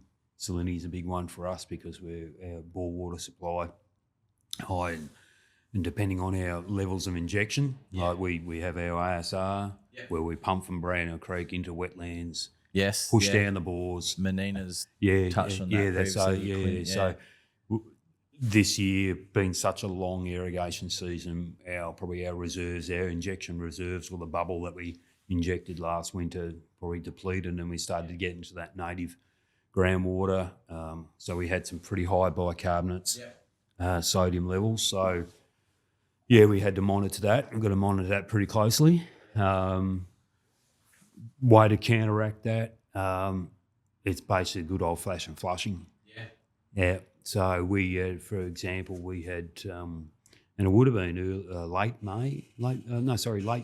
April, early May, 18th green, one of our new greens, and I said to one of my senior guys, I said, can you make sure that you just get the moisture meter and just test that 18th green, because I quickly looked and I had to go and I said, just from a visual, I said that green's looking a little bit funky. And I knew what it'd be. I mean, there's no way knowing we're lacking in moisture. And it's that moisture drought, I suppose, that you get from high salts. And I come in that on that Saturday and I had a look at that green and it still had that funky look about it. And just in between golf groups, went over and did some salinity readings, and the salinity index was at, I think it was 0.3, 0.4 or something like that. It's way, you want looking for 0.2 or something like that. Okay, wow. So that night, I basically gave that green, just sat at home, and that's the beauty of the Cirrus Pro. Just sat at home, right, I'm going to flush that green. Yeah. And see what it looks like tomorrow morning. I'll go in tomorrow morning, have a look at it. And I reckon I gave it an hour, and I think I put it on for a bit over an hour. Yeah. Just 3 lots in 3 bursts, basically. Yeah. And it's amazing that flushing, like you drop it down 2 or 3 salinity index points, and that's where we're at. But combined with that, we had to start booming a lot of phosphoric acid. Just to try and solidise some bicarbonates, and so we were doing that every 2 weeks with a penetrant wetting agent, just trying to flush the rubbish through until we got some rain. Yeah, and that was a big thing for us. But some challenges there with water quality. It'll be interesting come next year because we've just gone through. We're redoing the 3 holes that we're working on at the moment with the course enhancement that encapsulates all our wetlands. Yep. So we've just spent close to 180 grand cleaning out our wetlands. Yeah, they're overgrown and full of phragmites and silt. We've taken out a lot of silt. We've taken out on average through the whole basin between 500 and 750 mil of silt. Wow. And we've got a mountain of rubbish on the little bit of land that's adjacent to that. Yeah, wow. And so we haven't had any. The car. Poor old. We had a young apprentice, and I saw that photo. He looked like he was having fun. He was actually he's bitching and moaning and carrying on about it, but I think actually deep down he's actually enjoying the attention and actually going in and fishing out these dirty old carp. And we find the turtles and we find them and put them in some deeper water, but the carp we have. We've got no mercy for them. They sort of get fished out and left on the bank for. And I reckon too, we've got. I reckon we've got 90% population of Adelaide's bin chooks down there. Yeah, So, wow. I mean, they're everywhere down there, Yeah. just having a. It's biodiversity 101 there. Like we've just got it's a rookery at the moment. Yeah. It's an ibis rookery down And there. I suppose if anyone's interested in biodiversity, Clint does a good chat with Menina, and it's really in depth. It's really quite interesting, and how she talks about like how Glenelg's obviously taken on Menina and wanted to create that biodiversity and bring it back to. I mean, Clint touched on it. Menina's touched on it too. Something's very important to me that I suppose it's the image of golf. Yeah. Oh, absolutely. And just trying to change the image of how we're perceived within the non-golfing community. When people, I touched on the fact that we've got two-story houses virtually. They feel like they're on the fairway. Yeah. We want to be a good, I suppose, corporate citizen of Nova Gardens. I mean, we take up a fair slab of a suburb there, 50 odd hectares of Nova Gardens. I think we've got a responsibility to, as custodians of that parcel land, that we've got to be seen to be doing the right thing. Yeah.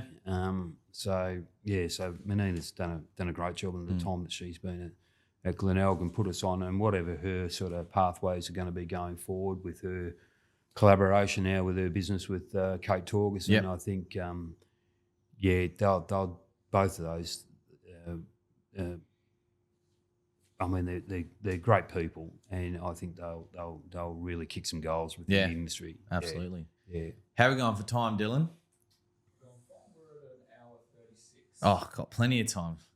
As long as you're willing. Oh, mate, I'm actually really enjoying this. And I hope you guys at home or wherever you're listening to or watching this are enjoying this, because, there's a lot of information here that I'm unable to say because I can't explain it properly. I don't have the terminology and the tech and all that. And it's like I said before, power is interesting. Irrigation now, working here, that's opened my eyes a lot. Like obviously irrigation is so important.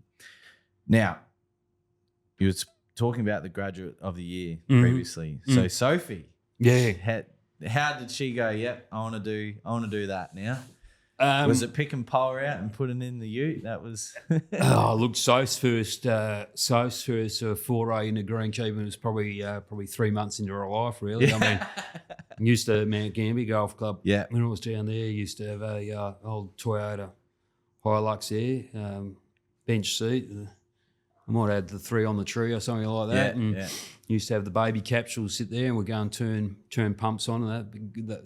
Yeah, look, if you told me 20 odd years ago I'd be at Glenelg Golf Club, I would have told to go get your head read, really, because I had no sort of ambitions or no sort of thought that I would ever end up getting to at a Group 1 club here in Adelaide when I was down driving around in the ute with Soph, turning pumps on and manually shifting quick couplers, manual irrigation. But look, my kids, both kids, Soph and Jimbo, I mean, they've dabbled in greenkeeping, whether it's they feel that it's been like a gun hold to their head, sort of right, pick them up from school at Horsham and right, we've got to go. We used to change holes on a Friday afternoon and that sort of thing, or late Friday afternoon. I used to grab a putter and the 2 kids and we'd go and change holes and that sort of thing. So that's how it sort of started. Yeah.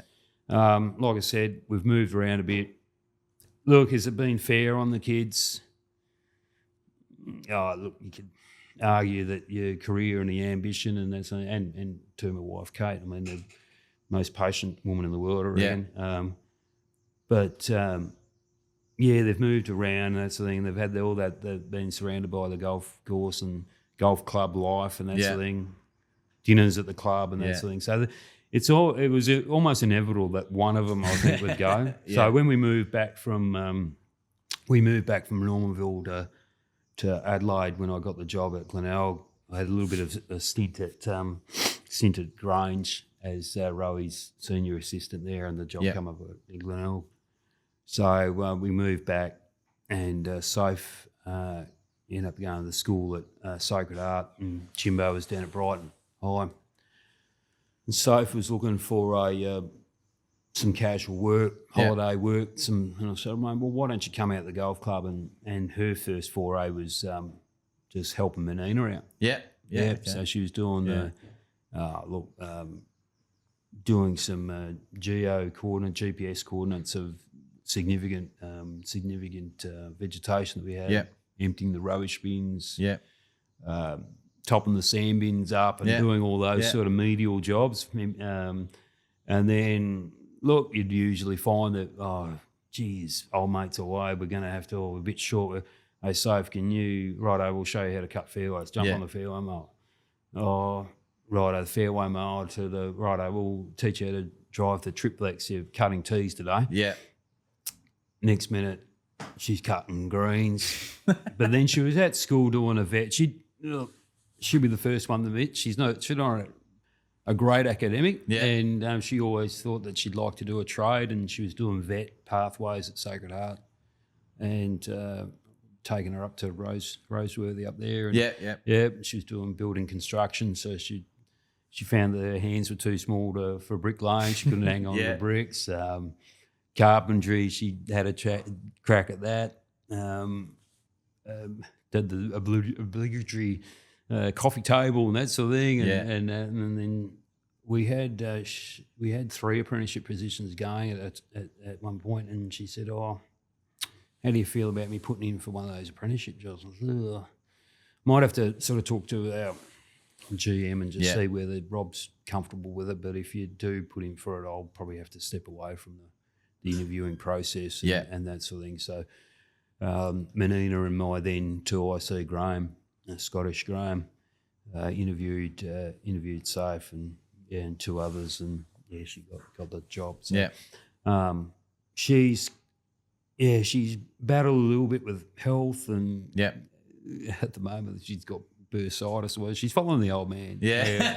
In terms we haven't got the body for physical work. But and other health issues and that. But to her credit, what I say about Soph, and I'm proud about Soph, is that I reckon I'm fairly confident that I could put her with any superintendent and walk down the first few holes of their respective golf courses, and she could pick the bones out of it. Because she just knows, she just has a feel of what's going on. And I think it's just by the 20 years that she's been on this earth, listening to the crap that I come over and I bitch about with Kate about, oh, this bloke hasn't done this, or that bloke hasn't done this, or this bloke did a good job with that. So she's picked up that. That's the thing. I mean, she's been really good, and she's embraced it, and I think she's got a pretty good future going ahead, and credit to her for the work that she's put in. But the graduate, I mean, she put a lot of work into doing those presentations. Like I said, as a dad, I can really participate in that. But she had a couple of interviews with the other committee guys, and she presented herself really well. So she went up to Brisbane and represented the club and the state really well. Yeah, and, that's good. And look, and when you meet those young people that she was with up there in Brisbane, I think that sort of gives you the hope that we have got some really good people in there. And even like this week, we had the ATSMA kids in there, and really good group of kids. And you think, well, I think we've turned the corner. We're back on the right track. I think we've got some good kids coming through, and Soph's generally one of those ones too. So I think she's talking about. She's made some contact with Mike O'Keefe from the Ohio State process. She'd like to look at maybe going to the States one day. She's also made some contact with some supers from New Zealand. She's sort of thinking, well, I could dabble my toe into overseas. She's never gone overseas or let alone lived overseas and that sort of thing, or for any period of time. So maybe New Zealand might be a go that's only a quick flight for mum and dad to go over and see her, and that's if she's feeling homesick or whatever. And there's some really, I've been over there a few times and conversed with those guys over there. Some really cracking golf course supers over there, and some great golf courses, and they've all been willing to, and they're a bit like us. They can't get qualified staff, so I think it's a great opportunity for not only Soph but any young kid if they want to finish their apprenticeship and go overseas. You won't have any trouble finding work. No, well, I mean, obviously with the golf presence in the States and all across Europe. Like you said, if you like you've been saying the whole time, you got half a brain and you got a work ethic and you sort of know what you're doing. There'll be work around the world for definitely greenkeepers. So you touched on before that spraying unit, the smart, the GPS one. Is that sort of how you see a lot of machinery going in the next 10 to 20 years? Definitely. Yeah. I mean, with staffing and that, they'll be autonomous. Yeah. I think people are looking at autonomous fairway mowers and that sort of thing. Yeah. It's a big broad area sort of stuff.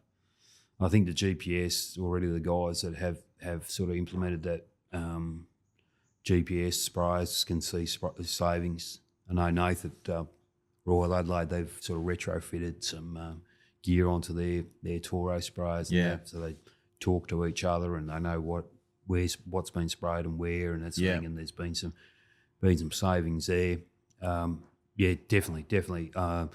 GPS guided fairway mowers and that sort of thing. We've dabbled with retrofitting some stuff on it. It does help in terms of like you going out in winter and you just got minimal growth and that sort of thing, and there's no dew and whatever, and you can't really see where you're going at 5 o'clock in the morning. The GPS guidance improves your efficiencies.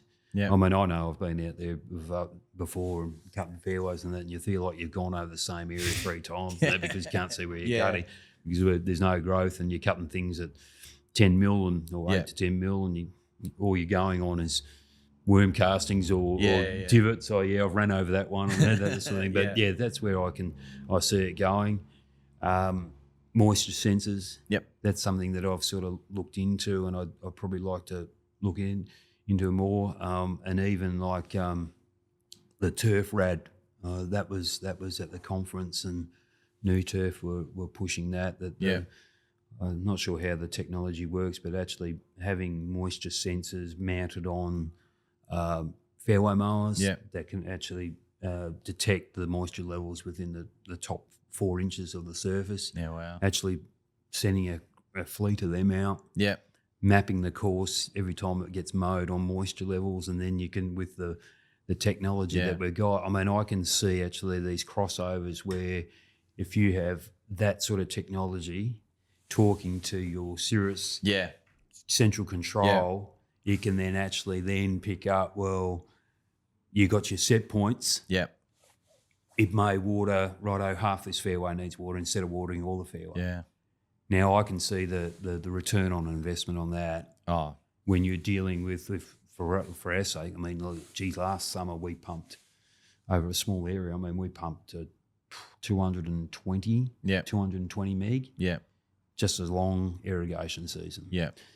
So if you can save 25-30% of that, absolutely. And with your power prices, that's where I see it going. And with machinery is righto, we're talking less skilled people coming in. I can see the technology advancements in machinery are really dumbing it down, so to speak. Yeah, I see like actually repro, and I think even Toro, their outcross machine actually having set settings for speed, hydraulic lifts, for when you're actually aerating areas or applying fertiliser or whatever, all these presets that you just plug in and away you go, and all you need to do is drive or sit on the machine. Well, they do that in crops. That's right. I say to my brothers who are on the farm up in northern Victoria, and they've got, I don't know, a couple of thousand odd acres of cropping and that sort of thing, and basically they're basic steering wheel attendants. You flick a button and away they go. So we last year we gave away a fully restored orange Scott Bonner with the Lawnhub sticker on it, and the guy that won it, we drove it to him. He was only in Ballarat, so Jai at the time was working here. Him and I just jumped in the ute and down we went and dropped it off, and started having some beers with him. And he worked at a like a crop ag type business where they were releasing this sprayer that had all these infrared cameras and was identifying weeds. So rather than broad acreage spraying, it was like that's something that we touched on, the John Deere stuff. That's something what Stevie Foster up there and Nadine at Campbell's they're working on. There's actually drone mapping, say Yeah. an oval, and picking up areas where there's power Yep. and mapping it, and then plugging that into the GPS of the John Deere spray unit, and then going out and just basically spot spraying with Power Cure, because let's face it, it's not the cheapest It's chemical. not, no. But saying that, if your spot spray, I mean, we were dabbing our fairways last year with Power Cure, Yeah. because you get to the say, well, the percentage is so low, but if I can send it, now imagine if I could, instead of having 4 guys walking over a fairway, I've got one guy sitting on a spray unit that down the track can identify the difference between in the sward, Cooch v Power, and just going through and spotting it. That's where I see and that's where another benefit of going with a company that's so entrenched in ag will translate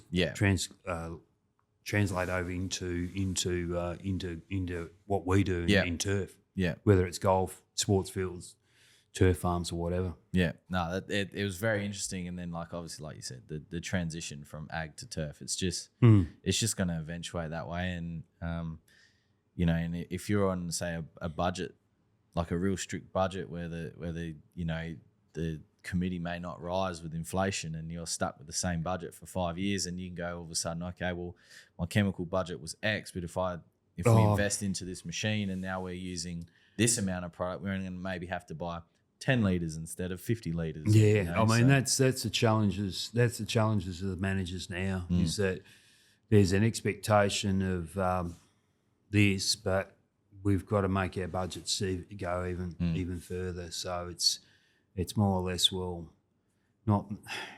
I don't overcomplicate things with my management in terms of nutrition or what we do with weed control and that sort of thing.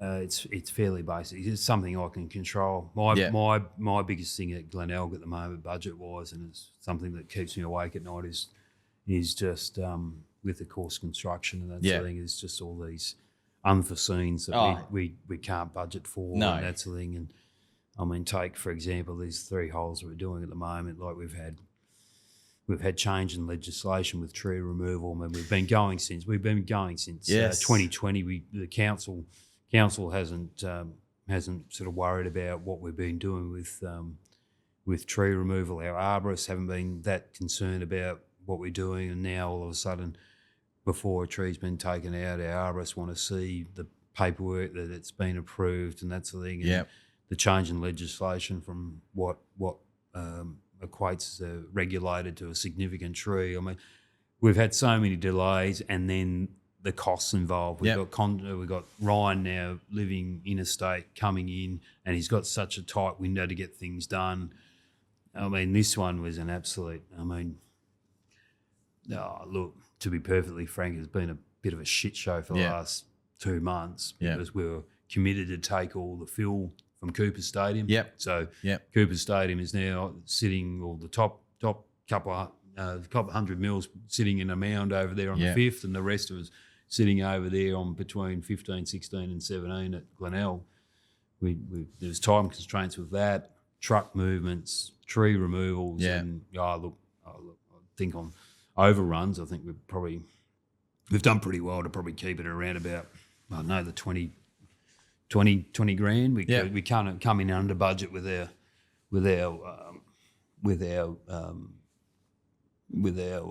I suppose clean out of the wetlands, but then that under budget's been taken out. With the delays that we've had with waiting for state planning to tick off on the arbor support, and also our architect's report on what we had to do. So there's, I mean, budgets, staff budgets, they're the things that keep you awake. And sometimes I do wish for those simple days when I was down there body surfing with Coney at South End. But, it is what it is. Yeah. So we've gone from the beginning up until now. What's next for Tim Warren? You're just going to go knock on Augusta and be like, can I come mow fairways for the Masters? Not really. Know what I'd like to do? Win the lotto and just knock on Richard James's door at Kionga, and so just I'll work 6 hours a day for you and sit on a fairway and not have the phone calls and that, and just go. I shouldn't say go back to enjoying greenkeeping. I still enjoy doing what I do. It has its moments in terms of what I find now is it's pretty full on. Yeah. And you've got to be careful what you wish for. I mean, I knew early days at Glenelg we needed to elevate ourselves. I mean, we needed to get up with the Kiongas and the Royals and the Grangers, and we were doing things pretty. And no sort of knock on the previous management, but we just seen. I felt we didn't have a direction there. So it has been look. If we'll go out and get outside contractors and that sort of thing, I mean, our budget is around about $4 million, bit over $4 million to do this. I mean, you could triple the budget what we're doing. The scope of work of what we're doing out there is mind blowing. Yeah. So sometimes you think, geez, I don't know whether I could do this again. But look, stage of my career. I mean, we've still got a lot of things in the pipeline. Yeah. I mean, we've still got after these 3 holes, we've still got another 5 holes to do. Yeah. So at least another couple of years of work there. Our centenary's coming up. Club centenary's come up in 27. So looking forward to that. Yeah. Look, we've just started a infrastructure master plan. We've employed the club's employed some master planners and architects for maintenance facility. Looking at our driving range project, upgrading our driving range, upgrading that member offering that we can give. So that's on the drawing because the issue of our maintenance facility has been kicked down the road. That can's been kicked down the road for the last 25 years. Yeah. No one can seem to come up with a agree on a spot to locate it. Yeah. At the moment, we're located in behind the clubhouse, which is quite unique. I mean, I just walk across the driveway and I can walk in and see my general manager, which is I don't mind that. Yeah. Because I'm not an emailer, I'm not a texter. If I'm going to talk to someone, I'm going to go and talk to them, or I'm going to call them on the phone. Yeah. Call me old fashioned, but yeah. I mean, I should just grab one of those. I should still be rocking around with a Nokia, I reckon. Yeah. But going beyond that. Don't know. I don't know. I mean, I've worked so hard for the last 30 odd years to get to somewhere like that. And like I said to you before, like if you told me as a 21-year-old when I was at Penola by myself, managing those power greens down there and a couple of boards that used to have to fire up the diesel engine, away you go, that I'd be at Glenelg, like I said, you would have to be certified. Yeah. But it's been an unconventional sort of path. Yeah. I think. I mean, a lot of guys that are at this level of club have got into the Group 1 or the Tier 1 club scene, whether it's in Melbourne or here in Adelaide or wherever, pretty early, and they've worked their way up through the ranks there. I mean, I've just probably, like I touched on, probably a bit of family sort of sacrifice that they've made for my career. Yeah. Worked my way up fairly unconventionally, but in reflection, I probably wouldn't change it because I've done some things and seen some things that have really, in terms of like when you're faced with a project like we have been faced with and some of the stresses that have been, I look at what we had to do back at Horsham after Black Saturday and the place was burned out. And we had to rebuild the place and get it up after being sort of totally razed by the bushfires. In 7 weeks, we had that back in play. It's crazy. It was crazy, but the guys I had there were great and we got it up there. But those sort of experiences, whether it's battling away down at Linkslady Bay with a pretty smell of an oily rag budget and wind and sort of a piecemeal irrigation system. I mean, all these sort of things are sort of their notches in your belt and sort of equip you for the face these sort of things. Yeah. So what the future face, I don't know. I mean, Kate and I am almost empty nesters now. Yeah. Don't know. We might be looking at each other, or she'll be in one room watching Home and Away, and I'll be up the other and watching AFL 360. And that sort of thing. We'll be just the atypical empty nesters. Yeah. Yeah, but yeah. And whether the body holds out too. Yeah. I mean, geez, Yeah. I mean, had a hip replacement 3 years ago. Went and saw my orthopaedic surgeon this week, and just to have a check up on the other one. I mean, we'll see where it goes. Yeah. We'll see where it goes. Do you watch much golf? Yeah, I do. Yeah. And this week is Christmas for me. Yeah. So you're an I open am. guy? Look, there's only one I'll stay up all night and watch, and is the Open Championship. Yeah.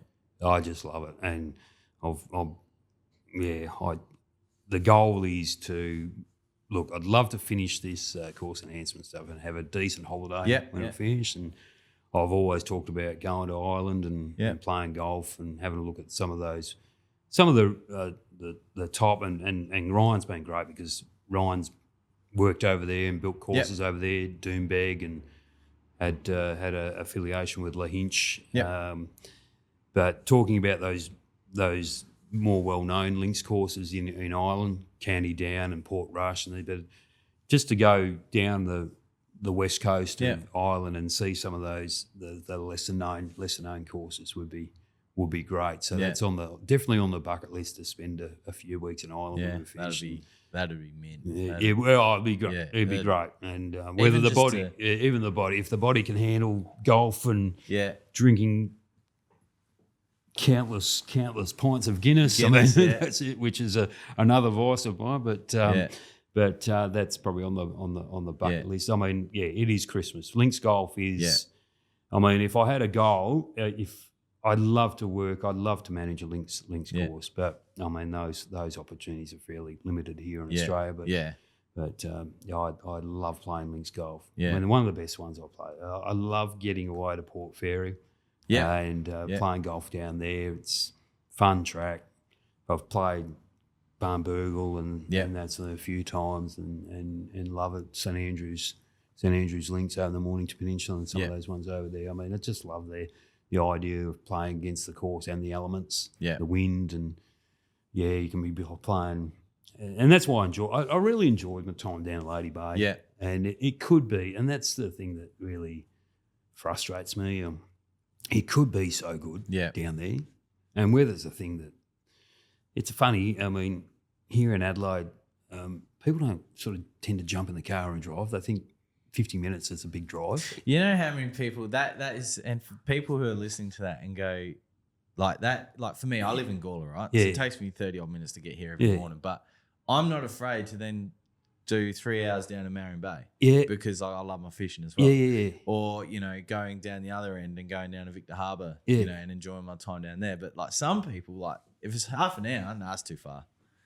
You're dead right, because like I remember living down there. Like we drive around and it's magnificent country down there, down Yank and down that way and Cape Jervis and all through there. And you look at those golf courses down there and you think like, you go down the Mornington Peninsula, which is an hour out of Melbourne, and they look. There's higher population, whatnot, and it's a scale economics, I suppose.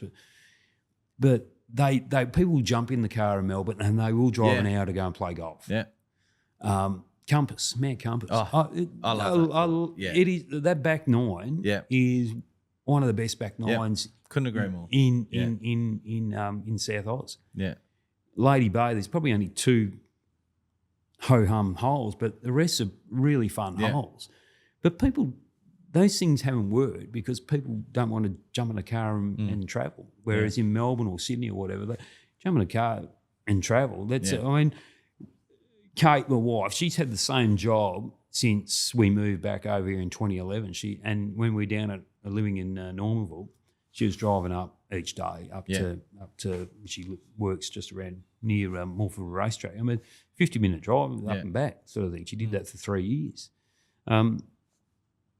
She was beating people to work that was living at Teacher Gully. Sort of thing. So, it's a funny one. But Links, I really enjoyed working down at Lady Bay. It was great, and it could be so much with not much investment. It could be such a good track and such a destination. And look, with the cliffs over at KI, that'd be interesting to see how that goes. I somehow managed to run into someone who was working on that project when I first started at Lawnhub and Water Pro, and yeah, he was very excited for what that's going to bring to not only golf in South Australia, but potential, people coming into state and internationally as well. Well, a state that really has grabbed on the golf tourism has been Tassie. Yep. And this new golf course has been a 5 mile, 7 mile beach down at Tassie, just outside of Hobart near the airport. And then there's Arm End that's been built down there as well. And then you've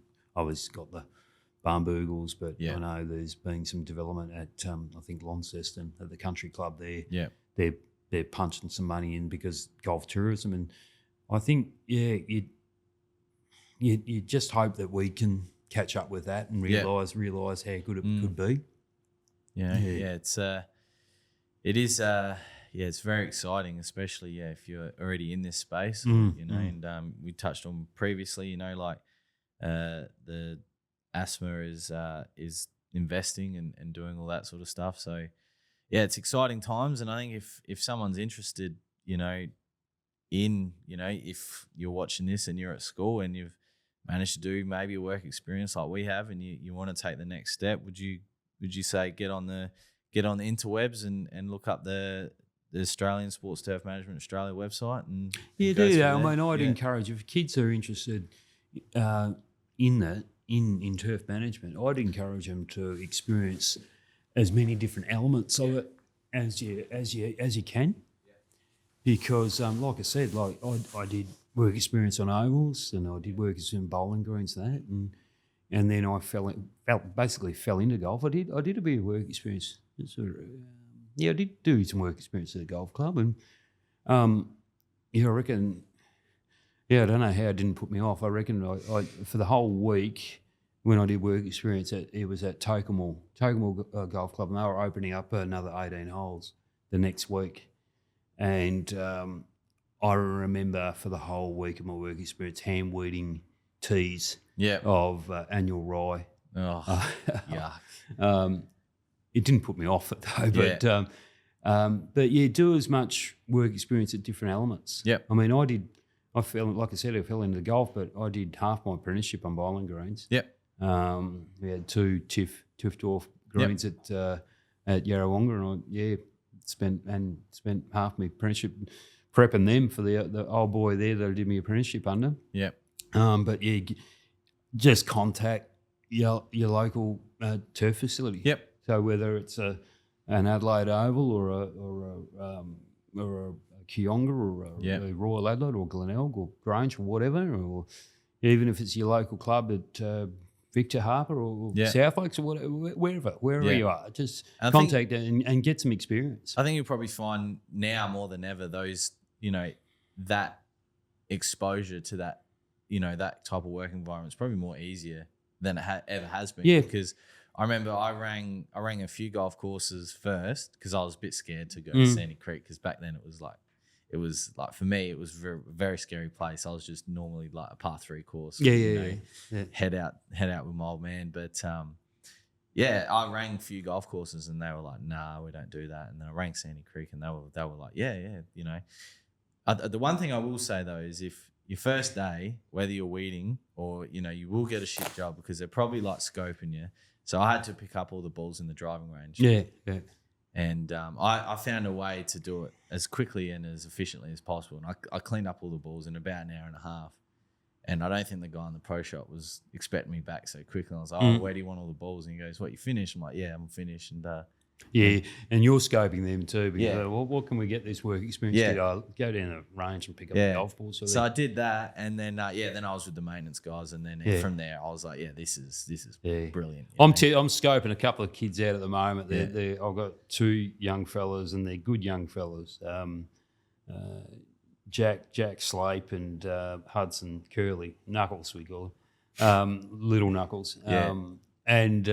To their credit, I just pick up. So proud of their efforts. I mean, a couple of 15, 16-year-old kids, and we had them in vegetation, hand digging knobby club rush out, big, what people call yum bushes, and that sort of thing, swallow your golf ball. Had them sort of thinning them out and that sort of thing, and they've just done a magnificent job. And they approach it with a good attitude and that sort of thing. And look, those 2, I mean, I haven't got positions for them. But down the track they could be the next Sophies. They're starting holidays and doing some work and that sort of thing.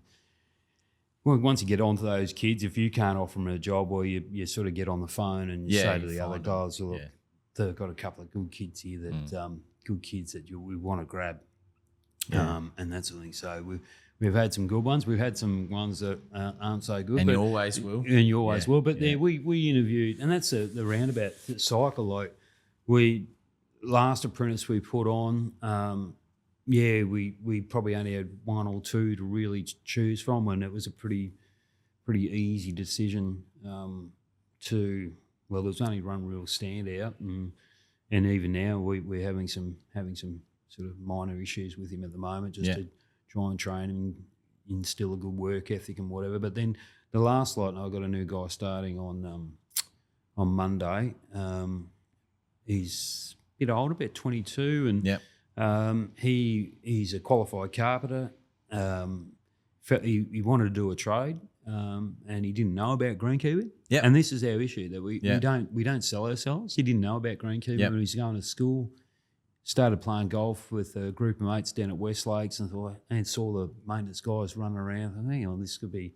Yeah. And he's put in for an apprenticeship with us. So hoping that we've found a good one there. But I mean, look, if you get someone with half keen and a young kid and that, I would encourage fellow turf managers to give them a go. Yeah. I mean, and we had one that we interviewed there that he'd done a vet Cert 2, Cert 3 in horticulture, but he had no sort of he'd be a great one if we were looking for someone who was going into that vegetation management sort of thing. He didn't really know too much about the turf and that sort of thing. And the one thing, the feedback, and I like to give them feedback when they interview really well. I said, mate, you interviewed really well, but I encourage you to go and maybe get some work experience in that and show that you've got a bit of a interest in turf and that sort of thing. But thing is too is finding the battle is in the golf course game is to finding people that have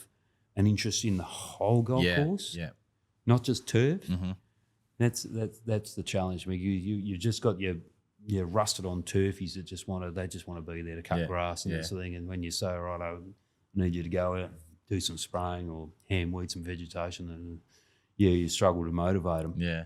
But then if you can find them, we were talking about a young guy that we've got, if you can find someone who's keen to do both and have that holistic sort of attitude towards the golf course maintenance, that's a gem in the rough. Mm-hmm. That's what you're going to say. I'm glad that this young fella's really found his niche sort of thing, because it makes it so much more employable down the track. Absolutely. Yeah. If you're well rounded and you've got this sort of thing, not the within the whole boundary, not just the playing corridor, but the whole boundary. Yeah. Well, Tim, thank you so much for your time. No, appreciate pleasure. it. I hope everyone at home and wherever you're listening to got a lot out of that. We could literally keep talking. I could keep talking for hours, so maybe we might have to do a part 2. I'm going to give you guys at home an opportunity to ask some questions as well. But yeah, thanks so much. No, pleasure. And I mean, anything to sort of, I suppose, sell what we do at Glenelg, sell the industry. It's a great industry to get involved with. Obviously, we talk about staff shortages and just getting people involved within is just such a great industry to get involved with. Yeah, you have your days, like at the moment it's starting to rain and whatever, but there's so many more good days there that you can really get, and then the involvement within that golf club or that sporting aspect. It's I couldn't sell it, and like I said, sell it more, and like I said, I still can't believe they pay me to do this. That's it. So, all right, thank you guys. See you next week. Cool.